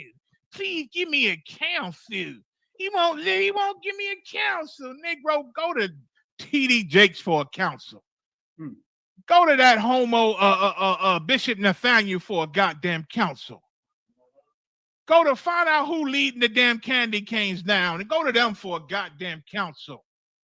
You want a counsel so bad when you don't give a F about what we say or what are the protocol we laid down. And I'm gonna show you that what we say God honors and God honors our rules and our protocols. We ain't gonna make you sin. We ain't gonna make you go against the Bible. You understand? But we will enforce a proper and professional life in this truth. We ain't gonna tolerate nothing outside of here. The hell you want to be a part of this body for when you will be a cancer to this body? You like a foreign object. You understand? But I'll get into that. I ain't gonna jump ahead. Deuteronomy 18 and 18. Because one thing I want you to go ahead. I'm gonna let the scripture speak first. Come, the book of Deuteronomy, chapter 18, verse 18. Mm-hmm. I will raise them up a prophet from among their brethren. Everybody read this, right? Most of you. Some of you young brothers and sisters, maybe not. The Lord said through Moses that he was going to raise us up a prophet from amongst our brothers. So this prophet is talking about, just like all the other prophets, they was the children of our people. They were Israelites. There's no such thing as a prophet that was not an Israelite. All the prophets in the Bible were part of the 12 tribes of Israel. They were Hebrew Israelites. That's why Muhammad cannot be a prophet. The Arabs cannot be a prophet. No Christian can be a prophet. No Edomite can be a prophet, man. The other nations can't be prophets because the Most High only made Israelites his prophet. And this prophet, this is talking about a special prophet here. He talking about our king right here. This prophet, he told us he was going to raise up from amongst our brethren. Jesus Christ was born of a brother named Joseph and a sister named Mary. You understand? Joseph was the king of Israel. He was a king without a throne. He had to work and be a slave under the Romans. He was a carpenter. But he was by bloodline the king, the great grandson of King David. He was the heir to the throne, and he did not have a throne. And Christ was born to him. You understand? This prophet from amongst our brothers, go ahead. Like unto thee. Like unto thee. Talking to Moses. He was an Israelite. Go ahead. He wasn't a white man. Go ahead. God. And will put my words in his mouth. And the Most High said he going to put his words in this prophet's mouth. That's why Christ said, the things I do, I don't do of myself. I do what the Father that sent me. Because the Most High put his words in Christ's mouth. Read. God. And he shall speak unto them all that I shall command him. And this prophet here, Jesus Christ, our black king, the words he spoke to us, man, was the words that the Most High commanded him to speak to us. Go ahead. God, verse 19. Uh-huh. And it shall come to pass that whoever will not hearken unto my words. Whosoever, this is the Most High speaking through Moses. He said, whoever it is, whosoever will not hearken unto my words. The Most High said, if you don't listen or obey my words, go ahead. Which he shall speak in my name. He shall speak. If you don't obey my words that he going to speak to you, but it's going to be my words he's speaking. And if you don't obey my words that he going to speak in my name, go ahead. I will require it of him. Most High going to see to it that you pay for that. He going to see to it that you pay for that. And I know a lot of times, not on purpose, but even good soldiers, we forget, man, that Christ is our king. He's the commanding general of the commanding general. You understand? And he don't give us suggestions. Christ don't say things that you can say, oh, well, Christ said this, but I feel like this, so I'm going to do this other thing. No. He gave us an order that we better follow. That we better follow, because he's speaking the Most High's words in the Most High's name, and we better follow it. And sometimes we forget that. We think Christ was suggesting that when something offends us or something don't seem right, we got to go to our brother to fix it. If you think it's weird or goofy, then you offended. I don't know what you think those terms mean. I don't think, well, no, I wasn't offended. I just thought it was kind of weird that he said that. You was offended. That's an offense. And we ordered to handle it, man, to mend this brotherhood. Because if he's saying something weird, you want him to learn not to say these weird things. If he being a goofy, you want him to learn how not to say these goofy things. And you just might find out in the council that maybe your thinking is a little goofy. But everybody gets fixed in the council by obeying our king. You understand? We can't be anything like the people outside of this school. We cannot be common. We can't be normal. We can't be everyday humans. Our king wasn't an everyday man. Right. Although he was born like his brothers, to show us that even though he had sinful flesh like us, he was born from a man and a woman just like us, suffered the same pains and anxiety and things that we suffer. He fought to obey the Most High, man, and to be extraordinary on this earth. And we can do it too. The fact that he did it was to show us that we can do it too. Our king wasn't no average or common cat. Give me, who got Acts 10 and 11? And we ain't to be no average common cat. I'm not supposed to see. Can y'all hear me? Constant, we can hear you perfectly. Oh, am I frozen to y'all? I look frozen. Your video is frozen, but we can hear you fine. Okay, man. I don't know how to fix it though. No sweat. I'm gonna just keep going. Maybe it'll kick back in. I could. No. Should I go out and come back in? Nah, sir. I wouldn't. Okay. Break your flow. All right. No sweat. No sweat. Acts 10 and 11. Acts 10 and 11. Mm-hmm. And saw heaven opened. Uh-huh. And a certain vessel descended. So this is Peter. Peter was on his rooftop one time and had a vision. The Lord showed him a vision. You know what I'm saying? The vision was it's going to show him one thing, but it ultimately was teaching Peter to deal with another thing that the Lord was going to have him deal with in the future. So in this vision, when Peter's on the roof, he saw heaven open. He saw the sky open up. Go ahead. And a certain vessel descending onto him, as it had been a great sheet knit at the four corners. So in this vision, it was like a great giant sheet coming down to Peter, knit and tied at the corners. Go ahead. And let down to the earth. Read. Verse 12. Wherein were all manner of four-footed beasts of the earth. And on this sheet was all manners of four-footed beasts. Go ahead. And wild beasts. From everything from a goat to a lion, you know what I'm saying, to a cow, you know what I'm saying, tigers, leopards, all manner, all kinds of four-footed beasts of the earth. Wild beasts, everything. Go ahead.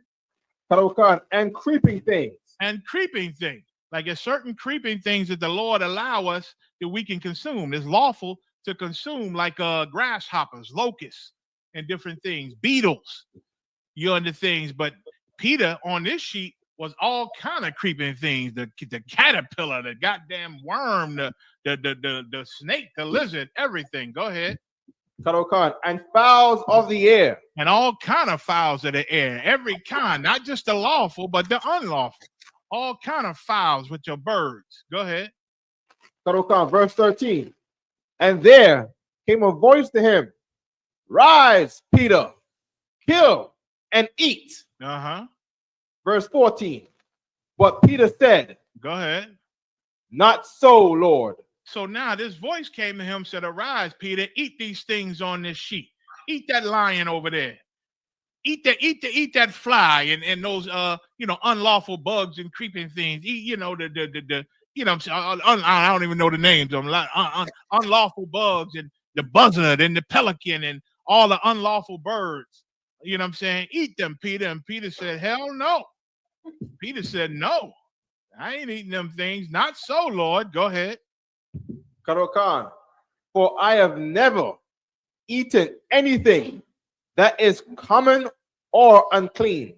So now, Peter said, I have never eaten anything common or unclean. What did he mean? Because the world has always just eaten anything they find under a rock. Esau eat anything he find under a rock. Esau eats your placenta. Y'all know that? I didn't see the videos. He seasoned up a whole placenta and fry that bad boy and gobble it down. He lift up a rock and all the bugs that stuck to the rock, he steal them off there and go fry them up and eat them. Forget about Moab. Moab eat the snout off of a rat. Moab eat the snout off of a possum. A lot of black people down south, we was brought up on possum too. You understand? But them things are unlawful. And Peter said, hell no, I never ate anything common or unclean. Meaning what? The Lord said in Leviticus, he put a difference between the unclean things and the clean things for us. Those unclean things are common. It's what the common people eat, man. The common everyday human eat whatever tastes good, whatever you can whatever you can season up and put in the pot, they'll eat it. But our life ain't supposed to be like that, man. You come up in the UPK, we got to live like Christ. We got to live like Peter, man. We don't eat common things that everybody else eat. And we can't act like common everyday people, man. We can't act like they act. We can't treat each other like they treat each other, man. You in the school, then there's a certain way we got to treat each other, a certain professionalism we got to keep to treat each other, man. We not common people in the ISUPK. And you brothers ain't raised up to be common. So when you're speaking about another brother, you're not speaking to a man that's common, and it ain't supposed to be a common. He ain't supposed to be spoke to common. Hey, Aisha, I'm gonna try to go out and real quick. It's gonna be super fast, all right? Come on, sir. Gonna be super fast. Let me see how to do it. Let me see. Boop. All right, I'm gonna just go ahead out and come right back in.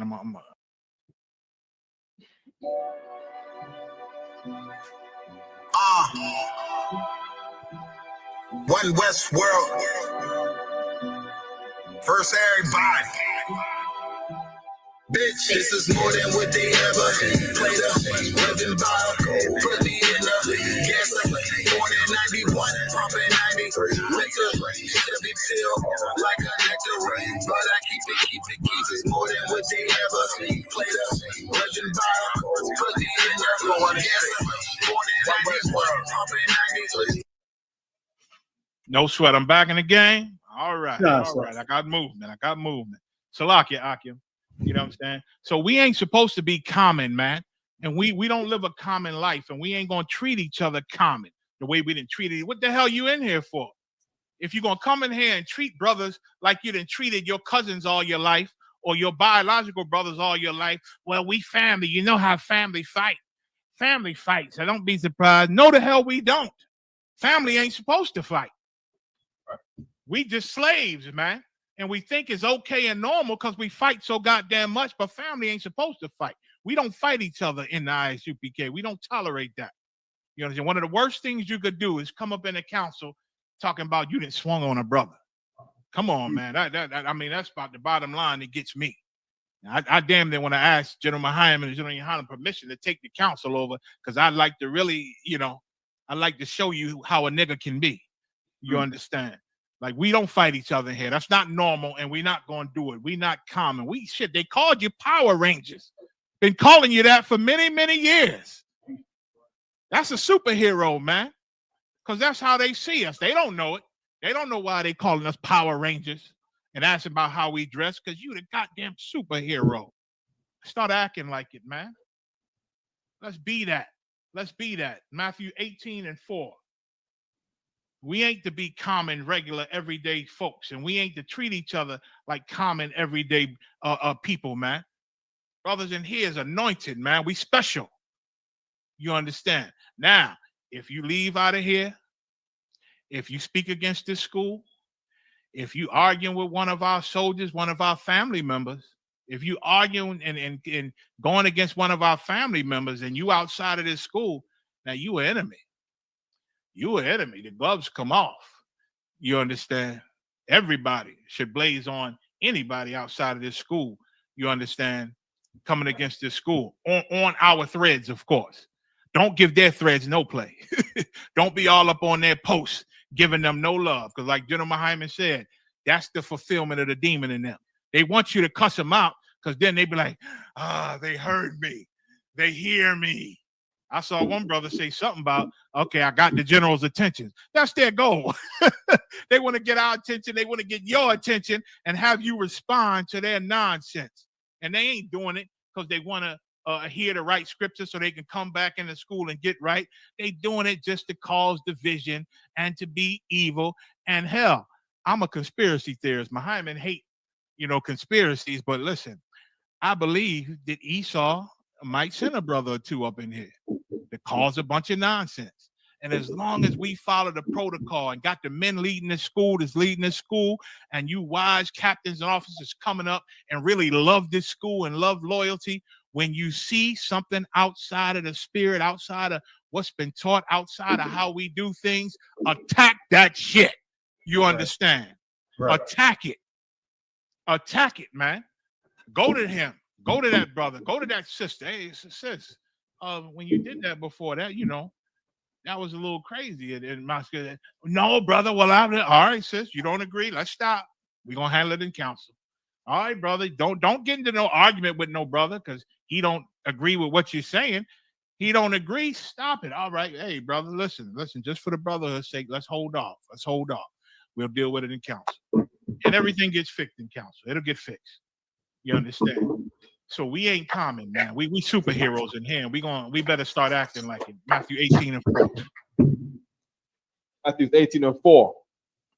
Whosoever therefore shall humble himself as this little child, the same is greatest in the kingdom of heaven. So Christ and the disciples out teaching. All these brothers, they out teaching, and the children running up, and the people running up, trying to touch him. They heard about his reputation, heard about the miracles. And of course, the disciples are on Shema. They stopping the people from getting to him. But Christ said, hold up. Let them kids come on in here, man. Let them kids come in here. And Christ loved the children. They Israelites. You understand? Like Commander General Yohana loved the children. I remember the kids running around the class. Brothers be, hey sis, can you quiet down the baby? Can you General Yohana teaching? He said, hey, let them babies cry. Let them babies come up on the podium. Because he loved them too. You understand? And so Christ, he said, whoever humble yourself like these little children, man, that I'm loving on and putting on my lap, the same is greatest in the kingdom of heaven. Why? Because children got an innocence. They just like brain is empty and they just want to learn. You pour the knowledge into them, man. That's why the scriptures say, train up a child the way they should go. And when they're older, they won't depart from it. Listen, your children, they may hate coming to class, don't want to sit still. You know what I'm saying? Some of them. Listen, them Christian kids is the same way. Them Christians force them babies to go to church and dress up, and they hate it. They hate the tie. They hate sitting in there listening to this Christian nonsense. But when they older, they are Christian on their own. When they grow up, they become Christians on their own. So we do the same goddamn thing. You know what I'm saying? They come sit in these seats, be still, boy. Take them damn headphones off. My children love headphones. And I tell them, you in class, you at a function, do not be wearing them headphones while a priest is speaking. You understand? And listen, whether they like it or not, they're going to come up, and when they're adults, they're going to be in the Hebrew Academy. You understand? Or before they're adults, Lord willing. You understand? So Christ said you got to become a little one, man, to be greatest in the kingdom. Read. Verse 5, sir. And whoso shall receive one such little child in my name receiveth me. Right, because these kids, these brothers are like the little children. These brothers and these sisters coming in the truth for the first time, we got to care for them. Christ, we got to care for them like they're little children, man. And you got to receive them in Christ's name, because that's what they're here to learn about their king, learn about their heritage, learn how to do things different from how they've always do things, man. And you captains, man, you captains, I hear little rumors sometimes. Brothers blaming you captains, man, when they doing something wrong. Well, I was told by a captain that's in the school that was okay, that this and that and this and that. No, we don't teach no captain that. We ain't never taught that. We got to tell the brother and correct him. Now, they don't give up no names, because who knows? Maybe they're young and they trying to get out of it. But, man, you captains, step it up, man. Guide these young brothers coming up in here. Don't leave it to young officers to teach and guide the young officers. They don't have everything they need. They need you. They need you, and you got us. You can call us anytime. You understand? Read.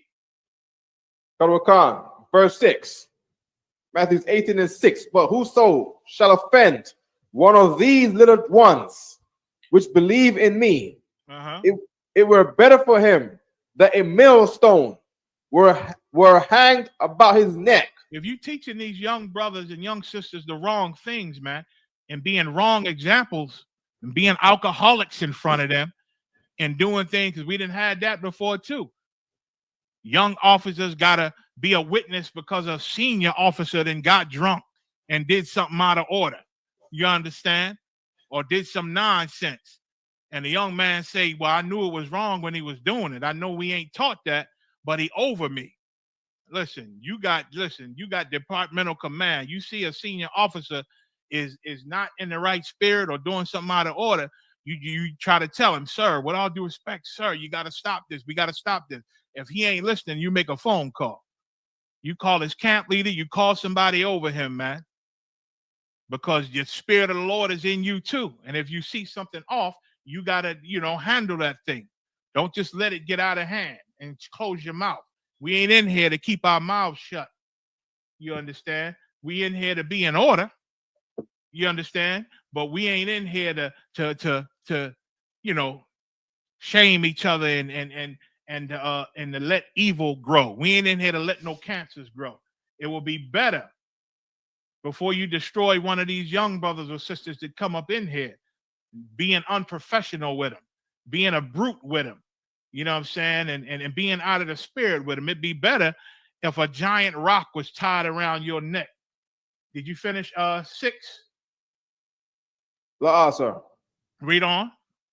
Sir. And that he were drowned in the depth of the sea. So if somebody tied you to a giant rock and dropped you in the sea, it pulled you down so you can die.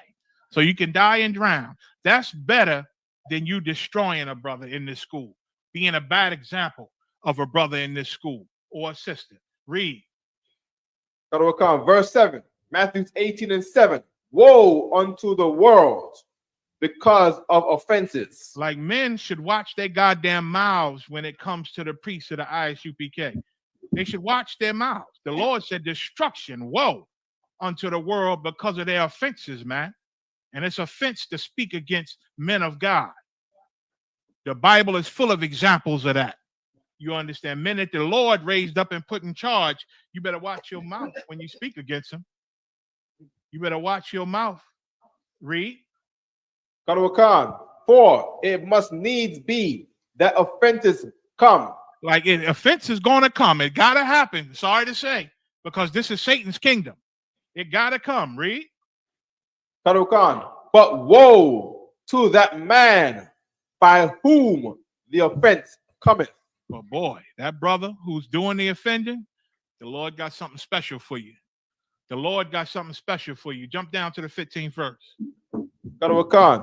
Matthew 18:15. Moreover, if thy brother shall trespass against thee. Now, once ago, what we read in Deuteronomy? I'm going to raise up a prophet amongst your brothers, and he shall speak my words in my name. And if you don't listen to, if you don't obey, if you don't follow my words that he shall speak in my name, the Lord said he's going to require it of you. You understand? And now he's about to tell you, this is one of the greatest scriptures in the Bible that shows you how to keep and maintain the brotherhood. This is how we've done it all these years, man. This is how we've done it. We fix problems going to come. We men. You know what I'm saying? Problems going to come, but it's a way to fix the problem because we all want the throne. We all want them thrones. We all want them crowns that Christ's going to put on our heads for standing stiffly in this world, man. Standing stiffly in this world. Moreover, read. Moreover, if thy brother shall trespass against thee, go and tell him his fault. Go ahead. Between thee and him alone. Now, it could be any fault. It could even not be a fault, but in your mind, it's a fault. So now you have to learn. Somebody got to learn from this. If it feels wrong, if it feels out of the spirit, then you should address it. Don't let it lie. I've been telling brothers for many, many years, if you ignore it because you're trying to be a good brother, Satan going to play with it, and it's going to come up 2-3 years later. And it's not brotherly to let stuff slide. It's not brotherly. You are part of the problem if you letting things slide. It's a tell him his fault. He and thee alone. It wasn't a suggestion. Christ is our king. He giving an order right now. We got to obey it, man, to keep this brotherhood. Now, when brothers don't do it, you part of the problem. You part of the problem. Once again, anything you think that's goofy. Oh, that's goofy. He a goofy. Don't let your brother be a goofy. All right. If he's a damn goofy, go to him. And if he don't agree with you, I ain't no goofy. That wasn't wrong. Then it got to go to council to figure out who's the goofy. Maybe you the goofy. Maybe I'm the goofy. If I'm the goofy and don't know it, I want to know. Please help me. God damn. Don't let me be out here goofing it up in front of the sisters and being a goofy. All right. If he's a goofy, if he's weird, don't let me be out here being weird. Please. Be my brother. Don't let me be weird, man. If he's weird, goofy, out of the spirit, if he's off because you know he's a drunk or he drinks a little too much, you have to attack it. Don't attack him, attack the demon. How? Our king just told us what to do. He gave us an order. Go to him, he and thee alone.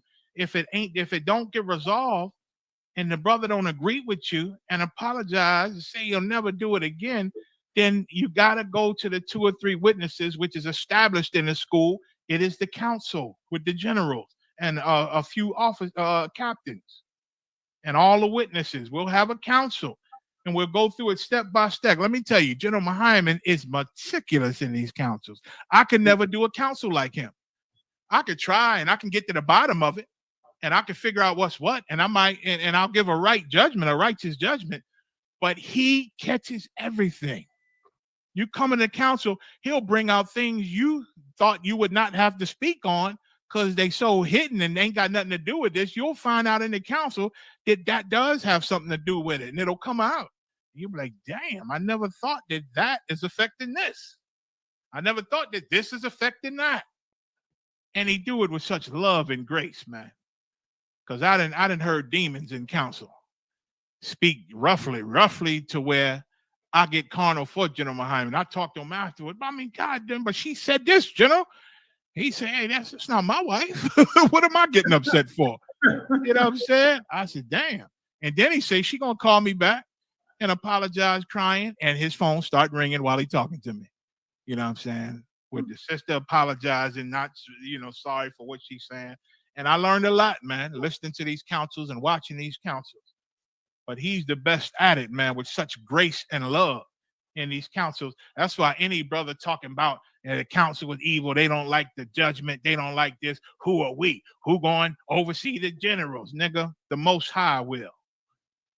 The Most High will. And if you against these councils in ISUPK, you foul anyway. I really don't want nothing to do with you. You know what I'm saying? And I ain't hard to get along with. I love every brother and sister. But man, when you show me that you against the councils and against this school, it's something living at you that I am no friend with. You understand? And I got no problem with you being my enemy. You understand? Read. Qadr Khan, if he shall hear thee, thou hast gained thy brother. And that's what our king told us to do, to gain this brother, man, to mend this family. It's not normal for families to fight.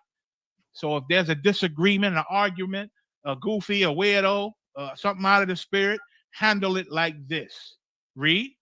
Qadr Khan, Matthew 18:16. But if he will not hear thee. Who can, instead of saying, how will you know if he doesn't hear you?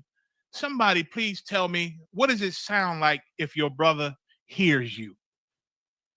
Anybody? If I may, sir. Go ahead.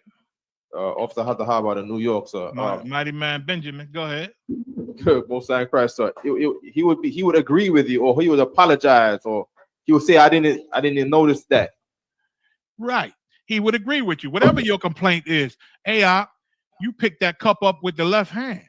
I didn't like that. Now, he might say, well, damn, ain't no law against it. I can grab it with my left hand. I ain't got to grab it with my right hand. He ain't hearing you. You understand? You got to stop it. Don't argue. Well, I want you to grab it with your left hand. No, I want to do it with the right. Stop this. Okay, brother. You want to grab it with your right hand? I say you should grab it with your left. Let's go to we'll talk about it in council to get it fixed. And then in council, you'll probably find out that who gives a fuck what hand he grabs the cup with. You understand? Who gives a damn? You'll find that out. Or maybe you're right. Maybe you'll find out whatever complaint you got, or you feel is out of the spirit or goofy or weird, you might find out that you're right, but it will be fixed in the council. You understand? But the order is from our king. The commander general Yahana upholds, and all the generals uphold, and the captains better uphold it. You understand? Is the first go to the brother. Don't be on no goddamn Facebook talking about what you don't like and what you do like, and what you do and what you don't do and what you approve of. Who cares, man? Is that building the nation? Who you building up? Telling the world what you disapprove of and what you don't approve of on Facebook. You ain't building the nation. You ain't bringing nobody in the truth with that mess. You just causing, like the scriptures say, more strife. But if he will not hear you, anything other than you are right, I apologize, is not hearing you. Anything outside of that is not hearing you. Now, if he does not hear you, if he doesn't agree with your complaint, go ahead. But if he will not hear thee, then take with thee one or two more, that in the mouth of 2 or 3 witnesses every word may be established. And in the council, you got several men listening to the council, so that every word is established. So if whoever's running the council got to go back, you know, and hell, General Cabal up in there taking notes and everything. So if anybody got to go back, what, didn't you just say this? Yeah, he said that. You know, I heard, no, General, I don't think he said this other thing. You know what I'm saying? All the words will be cleared up in the council. Go ahead. Sir, if I could real quick. Go ahead. Indianapolis asked, Salaki, sir, does a brother have to go to a brother and say the words, I'm offended, or can they just pull a brother to the side and say what they didn't like that was done? Yeah, that, you know, you ain't got to use the exact words. There's no, you know, say these words. Hey, brother, I am offended. You have offended me. We shall take 2 or 3 witnesses. You know, you ain't got to do all that. You know what I'm saying? Just you go to him and you express your concerns, or the thing that offended you, or why you think he's goofy, or why you think he's weird. But say it, try to be polite. This your brother. You understand? Don't offend the little one. Try to say it as polite as you can on the offense that you see and the offense that you want to deal with. Now, if he doesn't agree that should be an offense, he don't think he was wrong, he think you are out of line for even being offended at this, then, you know, no sweat, brother, no sweat. Listen, it's all love. Let's, you know what I'm saying? We'll deal with it in council. And then you make the proper calls, and, you know, you go to council. Go to council. You know what I'm saying? Everybody don't respect the council. You know what I mean? You niggas talking about our doctrine is wrong and what we say is wrong, and you a bunch of this, and UPK is man pleasers and this and that. You ain't gonna respect no goddamn counsel. So when I hear you crying on Facebook to the world about how you can't get a counsel, I laugh at you. I laugh at you. Because if somebody tried to have a counsel with you, I'm gonna say, General, why in the hell are we doing this? I'm gonna say, sir, with all due respect, Commanding General, this brother don't believe what we believe. What the hell are we giving him a counsel for? He's an embarrassment to the counsel of the Lord. You understand? Read on. Karawakan, verse 17. And if he shall neglect to hear them. Now, after the counsel is done, if you mad, I done heard Negroes, we have a counsel and the brothers involved is fine and the brotherhood is mended afterward. In the council, the brotherhood is mended, everything is fine. And then somebody leaks something in the council to some brother with a demon on him. And now this brother is madder than the people involved in the council. He's mad and starting trouble, and he wasn't even in the council. And should have never heard of the council. You understand? Those things happen. But once again, we ain't common folk. We ain't just Christians that lie down or beg or scared to say what we believe. We've been doing this for a long time. And what we believe always wins. Because we don't go outside of these scriptures. You understand? And if you think we going outside of the scriptures, it's your understanding of what you heard that's foul. It's just your understanding. You're just young. You just don't understand. You don't know the point that's being made.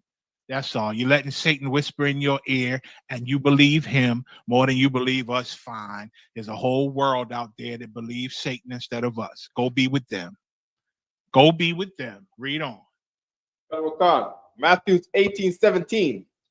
And if he shall neglect to hear them, tell it unto the church.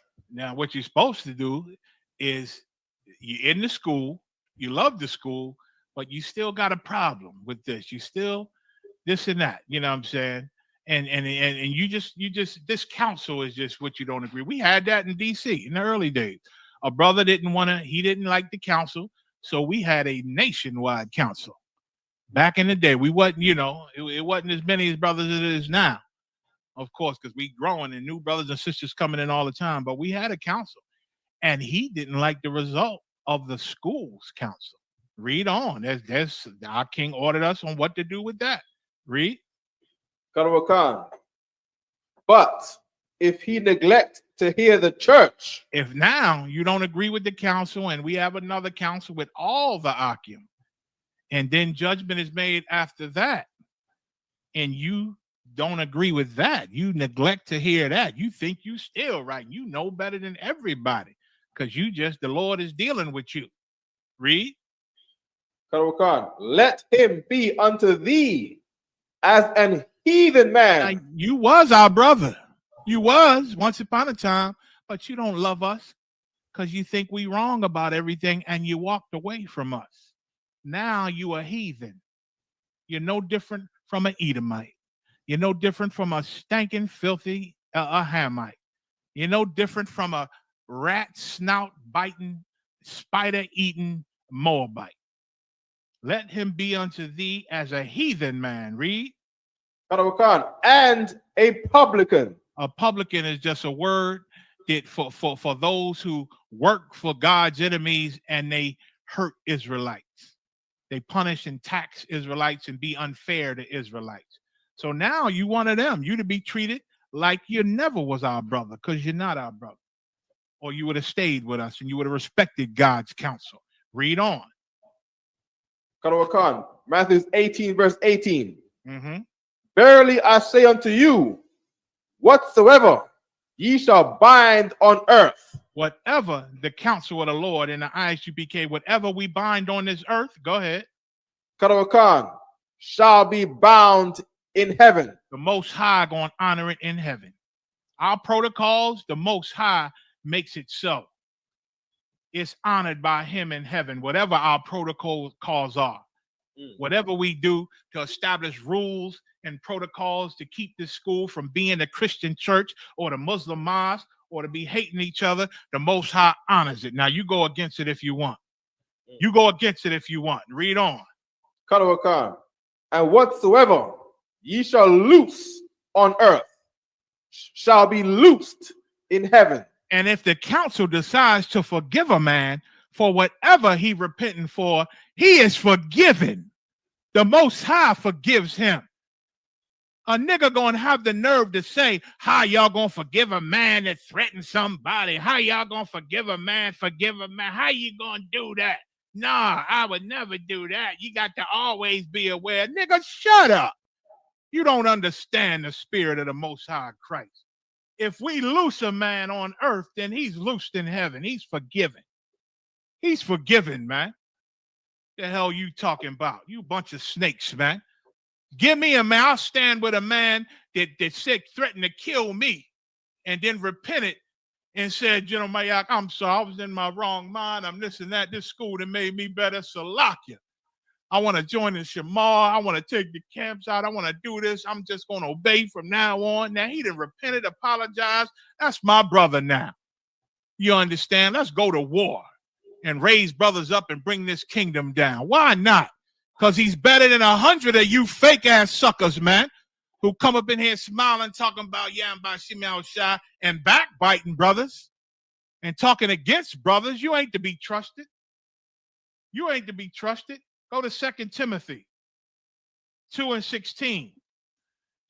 You want to do a bunch of talking and making videos and saying how mad you are and how wrong we are. But you ain't got to be friends and brothers with us. There's a whole world out there before you learn you was an Israelite. And that world is still out there. And mama, she'll kiss you and love you again. I know she hated you all the while when you told her, I don't eat pork, mama, and shrimp no more. You shouldn't eat it either, mama. I obey Christ. He's a black man, baby. Use the devil, baby. But now you done left the truth, right? You ain't part of the ISUBK. Now go tell mama, I don't deal with them no more, mama. I know I'm an Israelite, but I'm going to just follow the laws and keep them myself, mama. Mama going to love you again. Because all her life, everybody's life in the world, you can be any religion you want. Just don't argue with nobody. Don't say nobody's wrong. And you can do everything you want and claim any religion. There's Israelites out there that eat pork.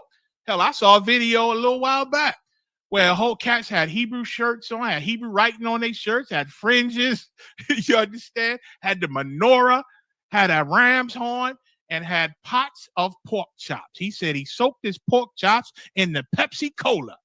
So his pork chops is right. Had turkey, had a whole pan of ham, and they had Hebrew on their shirts. Talking about Shalom. I forget what feast that they were supposed to be celebrating. Probably was the Passover. Who knows? In their mind. And they had a bunch of abominations. So there's a house for you if you want to still be a Christian or sinner and not obey the laws of God and still say Shalom. There's places for you out there. Go join them. But you will not stand in this house. 2 Timothy 2:16. Anybody? Okay. 2 Timothy chapter 2, verse 16. Salaki. But some profane and vain babblings. Watch your mouth. Watch your mouth, especially you brothers in this school, man. Watch your mouth, man. Watch your mouth. I know you've been in here for years, and you know, don't think you can still just say anything. You understand? Let's be professional with each other when you're dealing with somebody in the school. You understand? We teach to be professional with everybody. You understand? Gloves only come off when somebody's trying to speak against this school or stop this school. You understand? Yeah, they had pork with the menorah, sis. That's what I said. I said, hold up. That's Hebrew on the shirts. That's a menorah. I said, hold up. What did the brother say? I had to rewind the video. He said, yeah, and right here is my braised and marinated for our pork chop. I marinated them in Pepsi Cola. I said, what in the holy hell? Like, this world is a lot wicked than I used to think it was.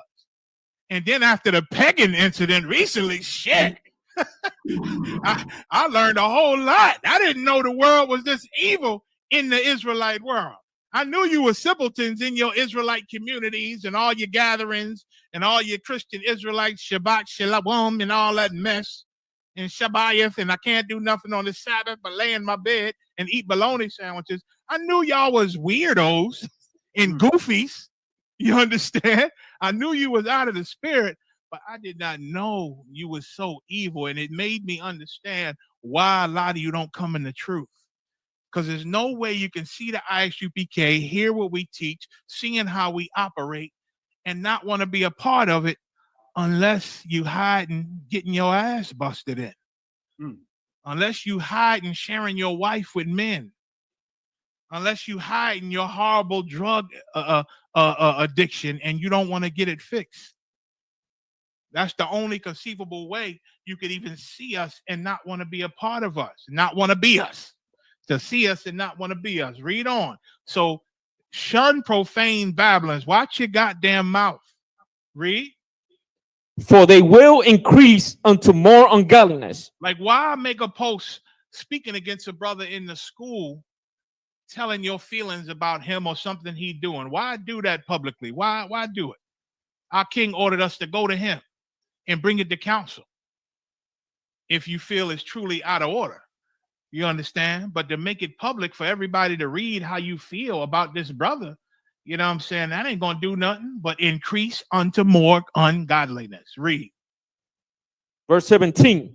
And their world will eat as doth a canker. Jump to 19. Just going on how horrible it is. Go ahead. Verse 19. Nevertheless, the foundation of God sure, having this standeth sure. Oh, Salaki. Standeth sure. Standeth sure, man. These protocols in this brotherhood ain't gonna be broken by you or nobody else, in or out of the school. It ain't gonna be broken, man. You ain't gonna destroy this school. We didn't mend it and gave their life to build this brotherhood, and we didn't watch men fail. We surely ain't gonna cause you to cause us to fail. Hell no. We'll get rid of you. Go ahead. The Lord knoweth them that are his. The Lord know them that are his. He see you murmuring and back talking. Cats throwing side shots. What they say? Man, I made lamb in my own house and unleavened bread, and I got full of lamb in my own house. A Negro, what you saying? Our Passover ain't worth you coming? The Lord's Passover ain't worth you coming? Then stay in your home. I don't even be upset with you. As long as you ain't speaking against the school, you throw all your shots. You understand? I consider you inactive. You in the ISUPK, you know what I'm saying? But every soldier ain't got to be a soldier. You know, we going to have some civilians in the school, brothers. You know what I'm saying? We got to love them civilians just like we love the soldiers. We're going to have some brothers that's not as zealous and it's not as hardcore as you. We're going to have to love them just like we love the ones that are zealous. And I'll get that in a minute. Read on. The Lord and knows let them. everyone. Go ahead. And let everyone that nameth the name of Christ depart from iniquity. Right. And if you loyal to this school, then you loyal to Christ because we believe in Christ and we love Christ. And his spirit was hardcore. He wasn't no punk, no sucker. You understand? He wasn't that soft white boy that the world teaches about. He was a hardcore soldier. I got the book, Medieval Europe, where heathens wrote about him and said he was a fanatical revolutionist. You understand? That's what they said about him, about to disrupt the well-established order of Rome. That's what Christ was.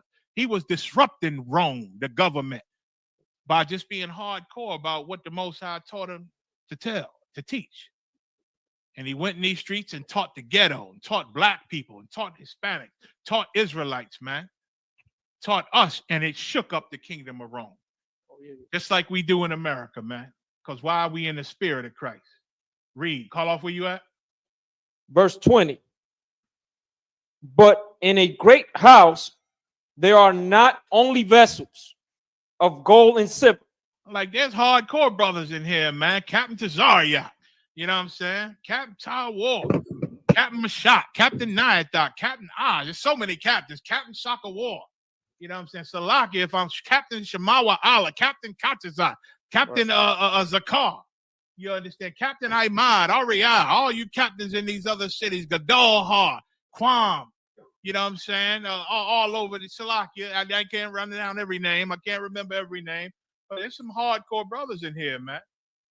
Hardcore brothers. And they gold and they silver, man. It's some of you young officers. I hear you. I hear you teaching your class. I hear you explaining things. And there's something in you. I see it. That the Lord give you a gift, man. With words where you could explain things real well, man. And talk real well. And I hear your loyalty in your spirit. And I hear your love for what you're saying and love for this work. I hear it in your words, in your spirit, man. You brothers are gold and silver. Go ahead. But also of wood of the earth. But also of wood and of earth. Now you got other brothers that might not be as zealous. They might not teach as well. You know what I'm saying? They might not have the ability to take out camps and command men like other brothers. Read 20 again, because I don't want y'all to miss this part. Start from 20 again. Okay.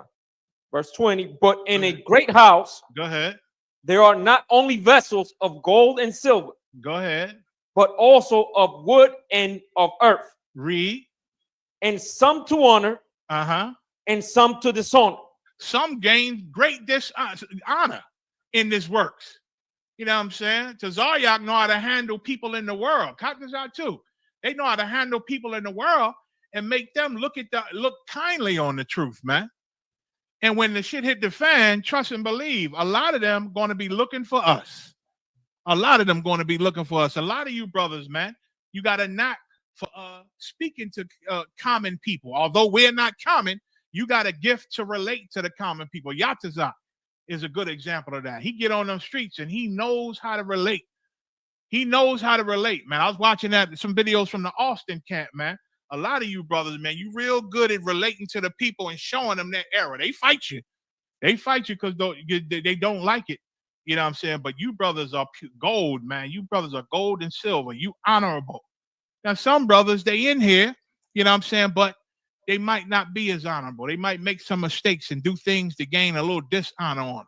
They got to fight. They got to fight to get it off of them, man, and gain a better reputation. Now, I ask any of you, what is this gold and silver? What does it have in common with the wood and earth? And what is these brothers that create honor for themselves? What links them to these brothers that sometimes dishonor themselves? Anybody?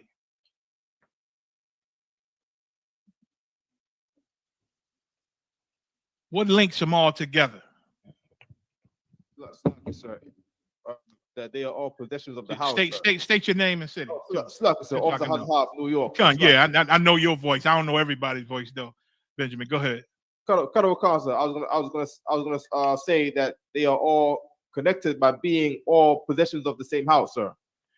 Right. Use the scripture. They all in a great house. You're right. They in a great house.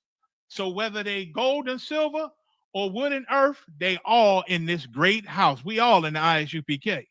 You understand? So we got to help the brothers that are wood and earth as much as they want to be helped. Some brothers ain't got it in us. Brothers that been troopers for many, many, many years. But they come to the Passover. They help with the food. They help with different things. You know what I'm saying? They get in where they fit in. You understand? Now, I would say I wanted to make a rule in the school, but Commander Junior Hanna loved you, brother, so much he stopped it. I wanted to make a rule where troopers can't hang out with officers. Because when I was coming up, we couldn't hang out with the officers as troopers because they knew that we needed what it took really to learn, you know what I'm saying, to really come up in here. And once we became officers, then we were surprised because all the officers that was over us already, they was like, all right, now y'all come and do this and do this, gave us a bunch of duties. We was like, oh shit, all right. Because they was following the protocol back then. You understand? I wanted to do it now, but you know, the spirit had that not be because I'll just be creating another order for men to break. You know what I'm saying? Why do that? You understand? But we got to make sure these troopers are coming up right, man. You know what I'm saying? We got to make sure they coming up right. Don't let them treat you like you not a goddamn officer, man, and a captain. I done heard things in the past with troopers talking to captains like, you know, they just common. And once again, we ain't goddamn common. Don't let nobody get too comfortable. under you, speaking to you any kind of way. Handle it. Go to them. Check them on it. Bring it to council if you don't like the checking, if you don't agree with it. You know what I'm saying? We'll see who right, we'll see who wrong. You understand? So this gold and silver, this wood and earth, these honorable, these dishonorable, they all under a great house. The house is still great. The house is still great. Read. Verse 21. And if a man therefore purge himself from these, he shall be a vessel unto dishonor. Right. Unto honor. Read it again. So like it. If a man therefore purge himself from these, he shall be a vessel unto honor. Right. If you purge yourself from these things, we're saying Slakia. Right. Depart from the iniquity. You know what I'm saying? Depart from, saying the wrong things. Saying the wrong things, man. Trying to shame a brother in the school or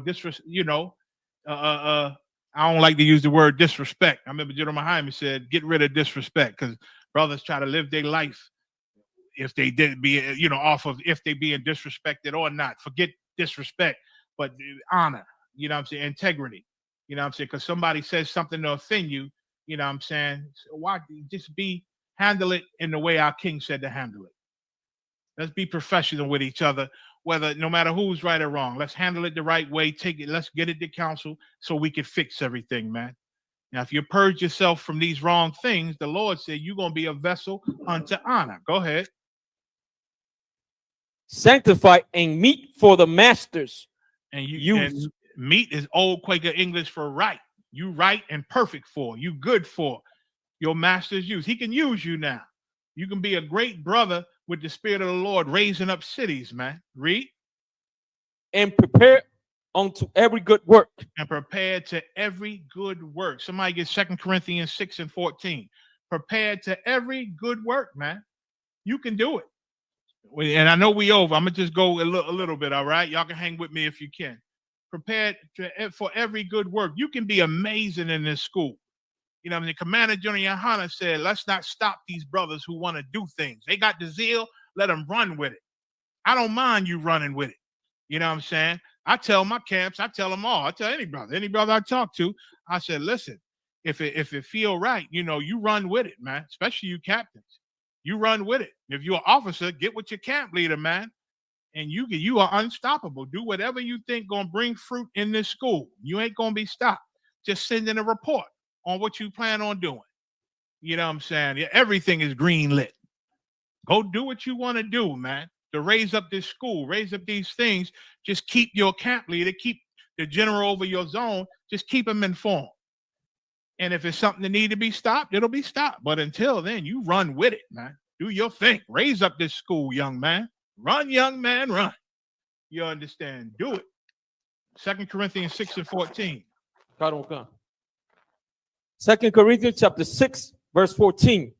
Be ye not equally yoked together with unbelievers. Now, this is the part I don't get. I don't get these cats who leave the school and then think we supposed to respect them like they still in the school. You got niggas saying, oh, them ISUBK guys are this and that and this and that. And they got UPK at the end of their name. Like, what the hell? Why you still got our name on your handle? If you hate us so much, if we so wrong, if we so disgusted and out of the spirit, you jock riding now, man. You got a love-hate relationship with us. Why? Because General MAHAYAMAN said it best. They ain't got no friends. You was their only friend. And now they so full of pride and Satan got their ear, they don't want to humble themselves. They still need your friendship to feel, like they even exist. Because they ain't got no friends. They ain't got nobody who love them. And when you answer they bull BS that they put on Facebook, then they see that you checking up on them. Say, oh, he still love me, checking up on me. They don't even care if you're cussing them out. They don't even care. It feeds the demon in them. They feel joy. They get erections from it. Like, he heard me. Ooh, let me say something else and get them on this. And you know what I'm saying? Don't feed their demons, man. Forget these niggas, man. They ain't important in the work. They ain't building up these schools in ISUPK. They ain't building up these cities. Let them talk. Let them get no likes. And eventually they'll fade away, Lord willing. Lord willing. But we ain't to be unequally yoked with these punk ass unbelievers, man.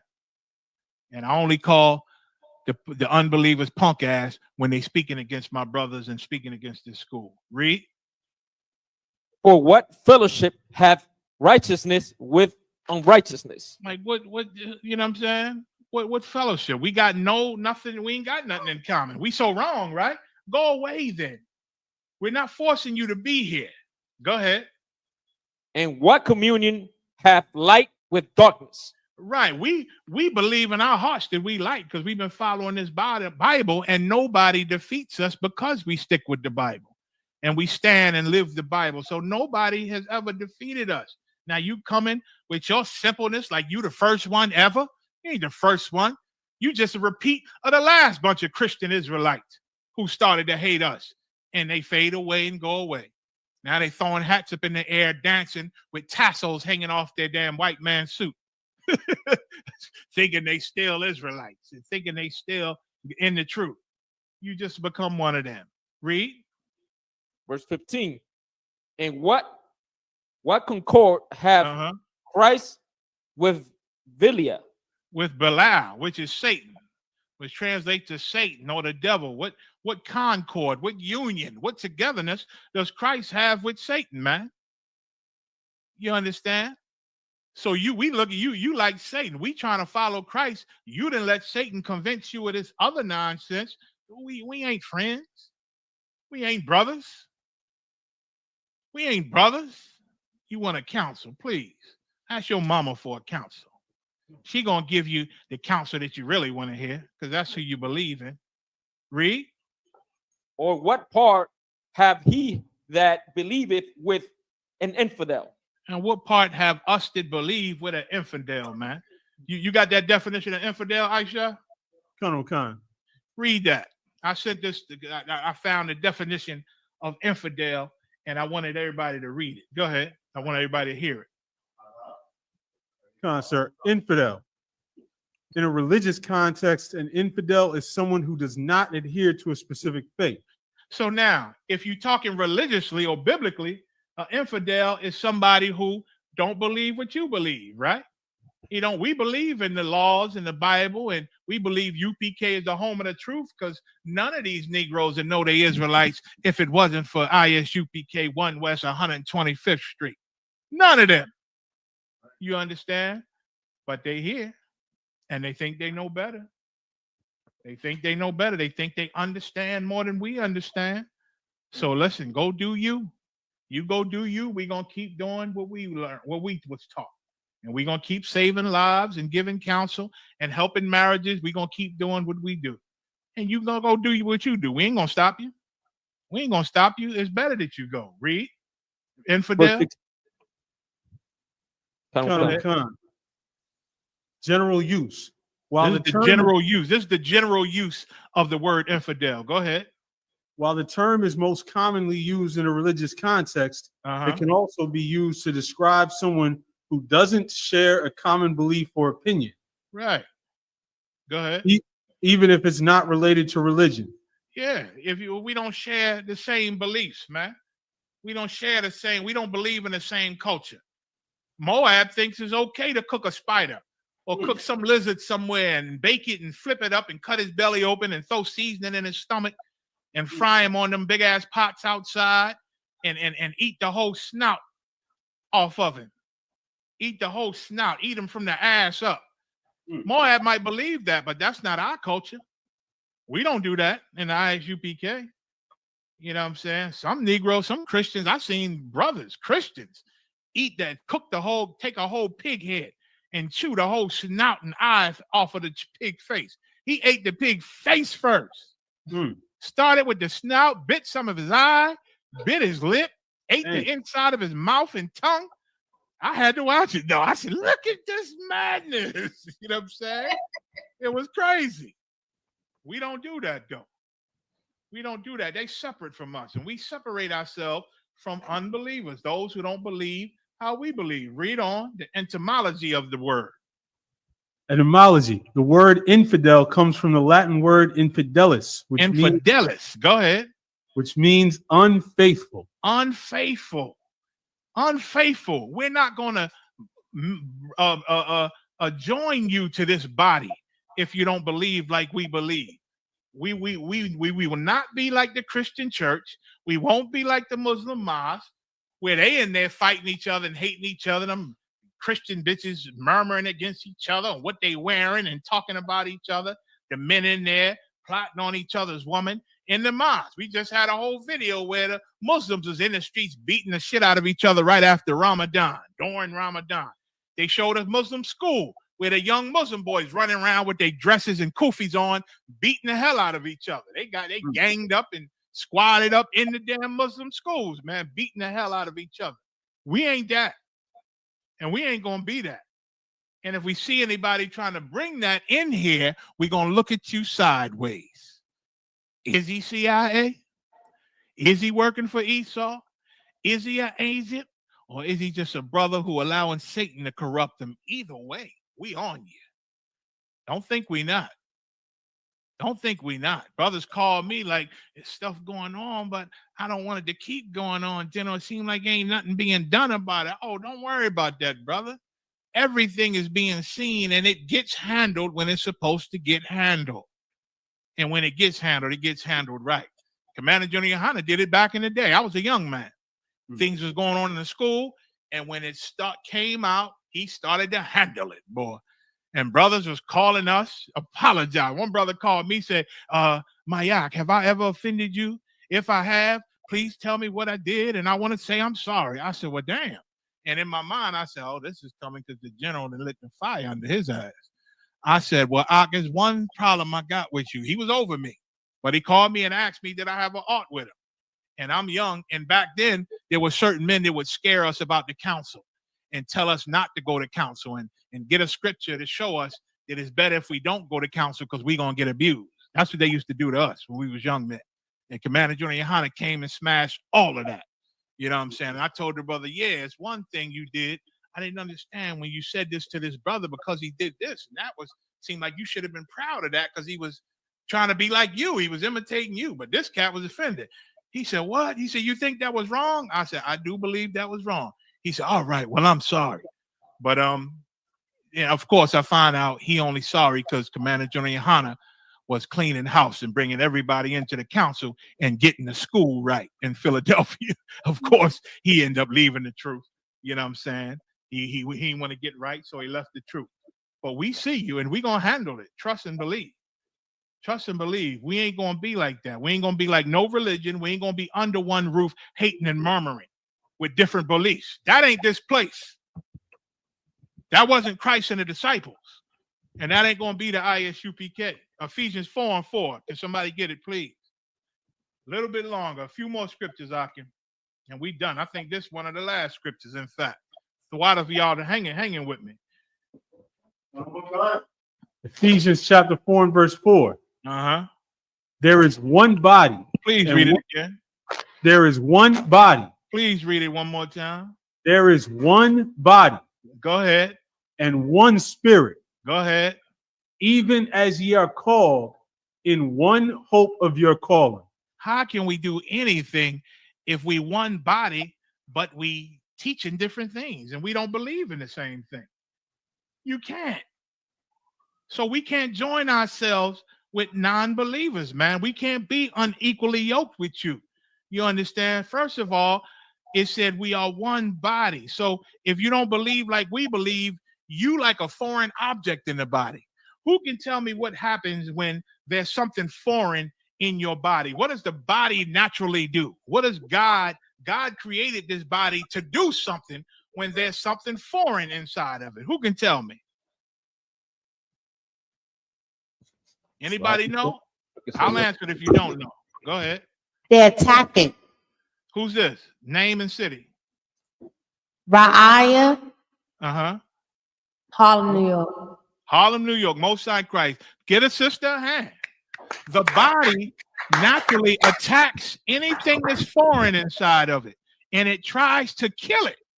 Your immune system actually takes over and attacks something foreign that's in your body and tries to kill it, or at least send it out with the drought, or at least get it out of your body, one or the other. That's how the Lord created the body. And that's how the Lord created this body of Christ. You come up in here with your nonsense and how you think and how you want things to be, and you trying to corrupt brothers or sisters or whoever in this school and trying to change them on how we do things, then you are foreign in this body.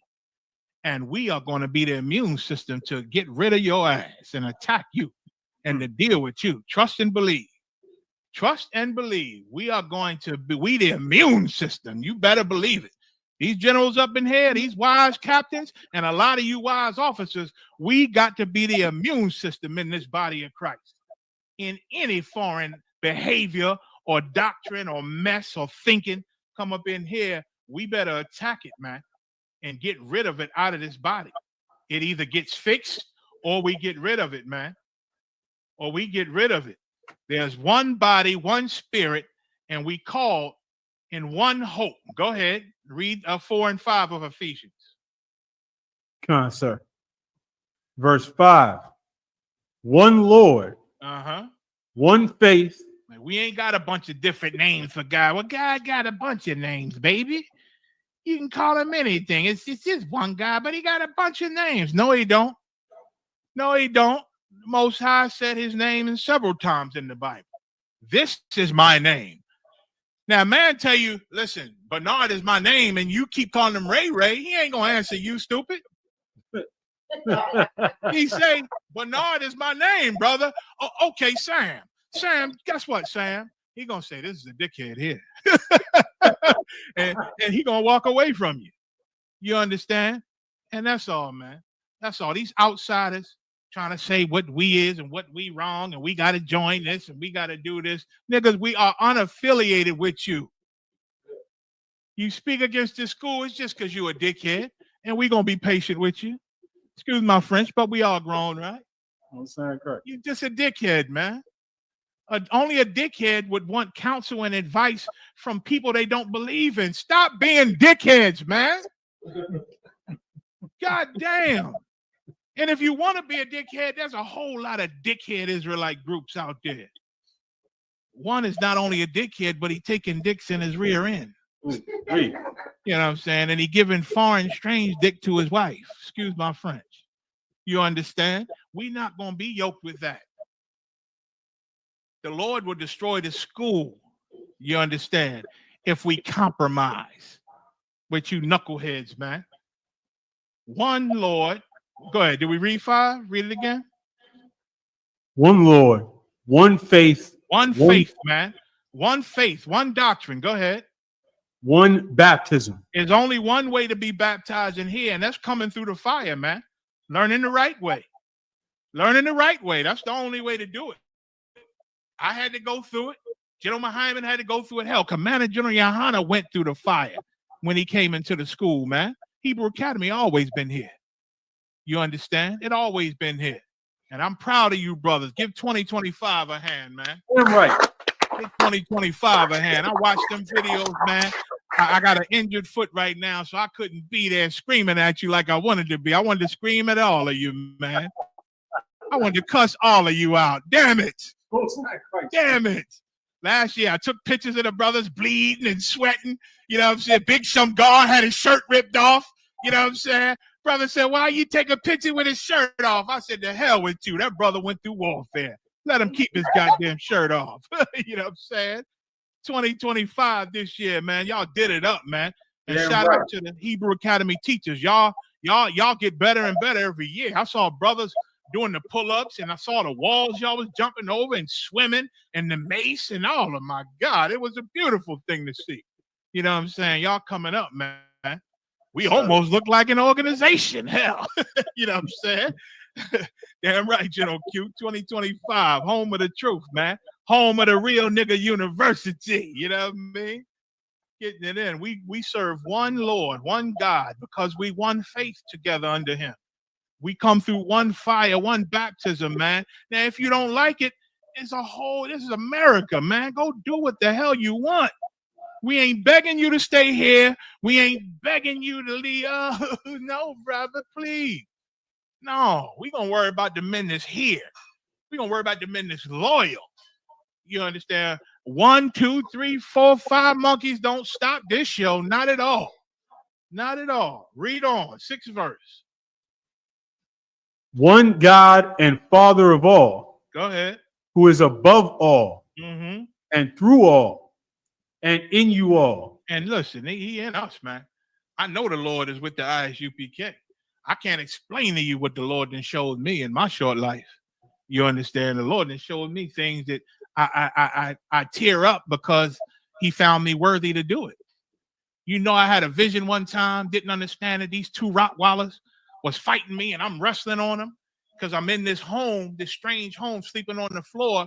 And I know I saw a Benjamite calendar and I'm fighting with these 2 Rottweilers. And I told him, Mahayaman, I had the strangest dream, man.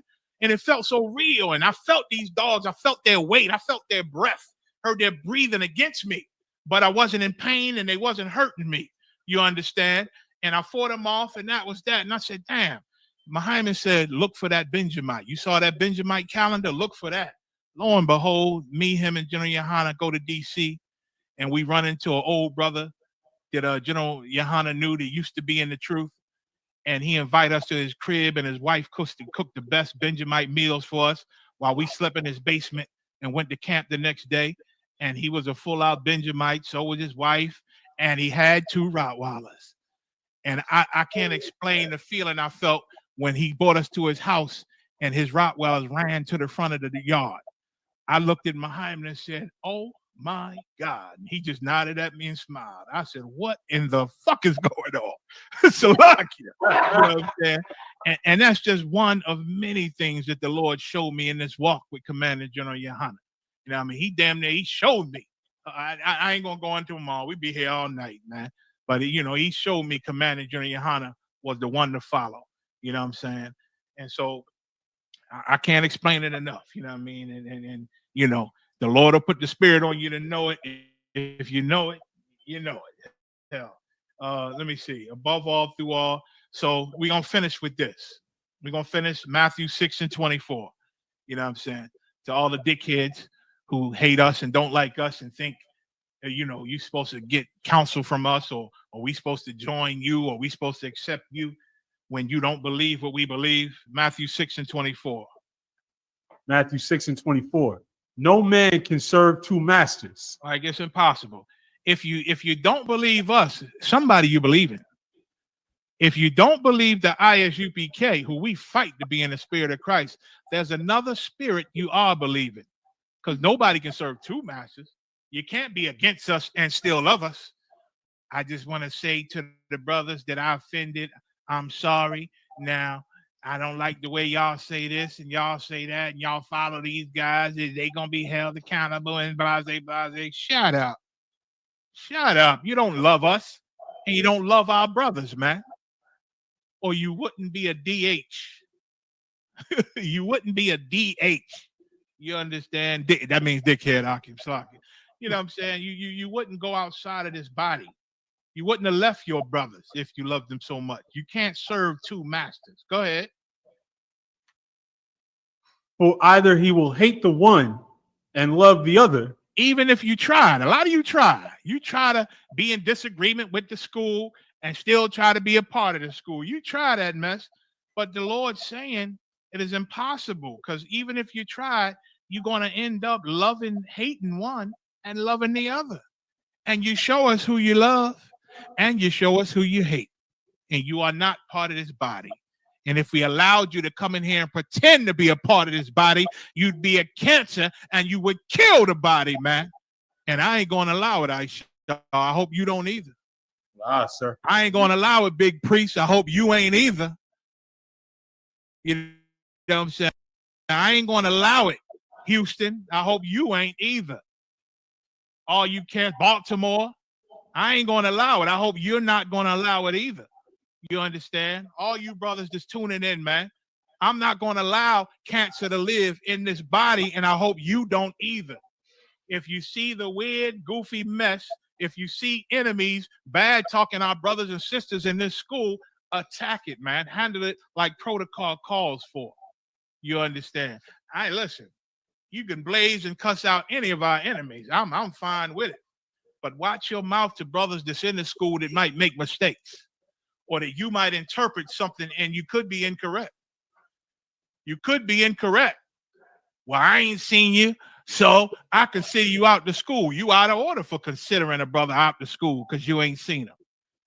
Check with your general, man, over your zone. Find out if a brother's in the school. A lot of brothers ain't been around for a while for whatever, health reasons, slaveries. You know what I'm saying? Now, I came up as a young man. As far as the slavery, scriptures say a brother who's in bondage is free in the truth, meaning your slavery got you in bondage and you working all the time, then can't no man accuse you in the school. Now, I will say this. I know there's carnal brothers that could be in the school to get carnal, and they are able to switch their slave schedule to be freed up on camp and some class nights, because I did it, and I knew brothers who did it, and I knew brothers as I was coming up as a young man who on purpose, kept their slaveries or kept whatever to miss those things. You understand? You understand? I can go into that for about another hour. Hell, you know what I'm saying? But you can't serve two masters, man. You got to either love this place or hate this place. Read on. You cannot serve God and mammon. Go back up, Slack. Hate the one, love the other. Go ahead. Slack, or else he will hold to the one and despise the other. Even if you try to play both sides. You try to keep one foot in the world, one foot in the school. Even if you try, it's going to be revealed, and everybody going to see that one of them you hold to, and the other one you despise. The other one you despise.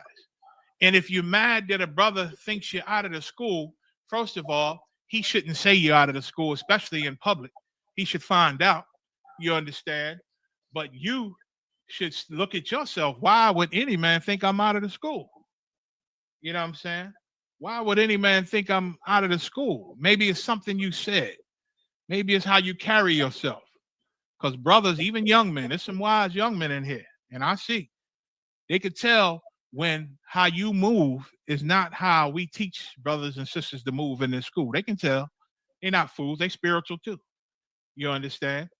Now you mad at them because they handled it wrong. You understand? But you should look in the mirror. Like I've said before, your greatest enemy is that nigga looking right back at you in the mirror. You sisters, your greatest enemy is that broad looking right at you, right back at you in the mirror, man. That's who we got to fix. We got to fix him and let them die so we could be new for our king, man. This is the greatest school on earth, man. This is a beautiful thing. To understand life, everybody don't have that. To understand death, everybody don't understand that. To understand why the white man is how he is and why we are suckers and play right into his hand, to understand those things is a gift from God, man. Everybody don't have it, but we have it. I used to be scared to death of that thing they call God because I didn't know what the hell he was. I believed in him because everybody talk about him, but I was so scared of him because I didn't know what he was. Being in the truth took away all them weird fears I'd had. And to understand how we got here and to understand how to get out of here, I mean, brother, I could just salute the Most High all day and thank you, man, for this shot, for this knowledge. So I ain't going to let nobody corrupt it. I ain't going to let nobody corrupt it, and I hope y'all feel the same way, man. Did you read that last line? You cannot serve God and mammon. Right. Mammon is like the love of riches and wealth and gain. You love that more than you love the Most High. Being a star, that's something I heard recently. A brother saying, yeah, this brother was mad at me because I said this, and he said, well, I want to be a star too. What in the fuck? I ain't never heard that in the truth. We fighting to be stars up in here? Is that what you're really fighting for, to be a goddamn star in America? Our job as a priest is to make the stars fall from heaven. Read the Bible. Read the Bible.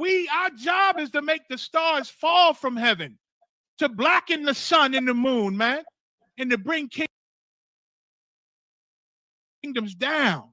While we arguing and beefing over who gonna be the next star and why I ain't the star, man, please. Please. Don't make me beg Commanding General Yohana to change a lot of things in here, man. Captains, get on your game. Stop letting this bullshit live in here. Get on your game. Look out for these young brothers, man. Look out for these young men coming into school. Make sure they ain't corrupted by these simpletons up in here. And some of you captains can be simple too. You better raise these men up the right way.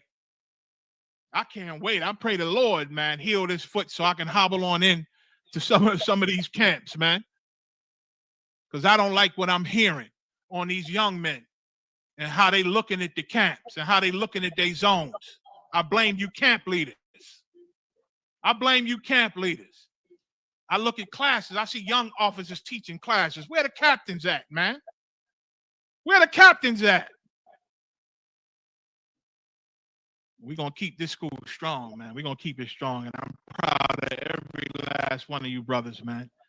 Keeping the loyalty, man. Keeping the integrity in this school, man. So we're going to do better, man. We're going to get better and better. And nothing can stop us, especially no goddamn outsider. With that, I'm going to pass the class off. Who's on deck, Aisha? Pass the class to Officer Sha'athwan. Officer who? Sha'athwan, no sweat. I get a class over to Officer Sha'athwan Thawada Hebrews for tuning in and rolling with a brother. Again, I know I ain't General Mahayaman or General Yohana, but I do my best. You know Sir, the comments are saying that was an incredible class. Most High in Christ, Doc. Most High in Christ. Shalom, Akim. Yabba Shema Shabrakathum. Yahweh Shema Allah Thabah Shem Yahweh Shah. Thawada sisters, I'm glad y'all enjoyed it, man. Shalom. Men of Israel, Imajim, which means to stand. Men of Israel, we're going to give one courtesy salute to the teacher. Men of Israel, Imajim Shabbat. Imajim, Barak. Yahweh Ba'ashem Yahshua. Yahweh Shem Yahweh Shah Brakathum. Yahweh Shema Allah Thun Ba'ashem Yahweh Shah sisters. I love all y'all. Yagimatah, which means hands down. Sar, which means turn and face the sisters. Men of Israel, Imajim Shabbat. Imajim, Barak, Yahweh Shema.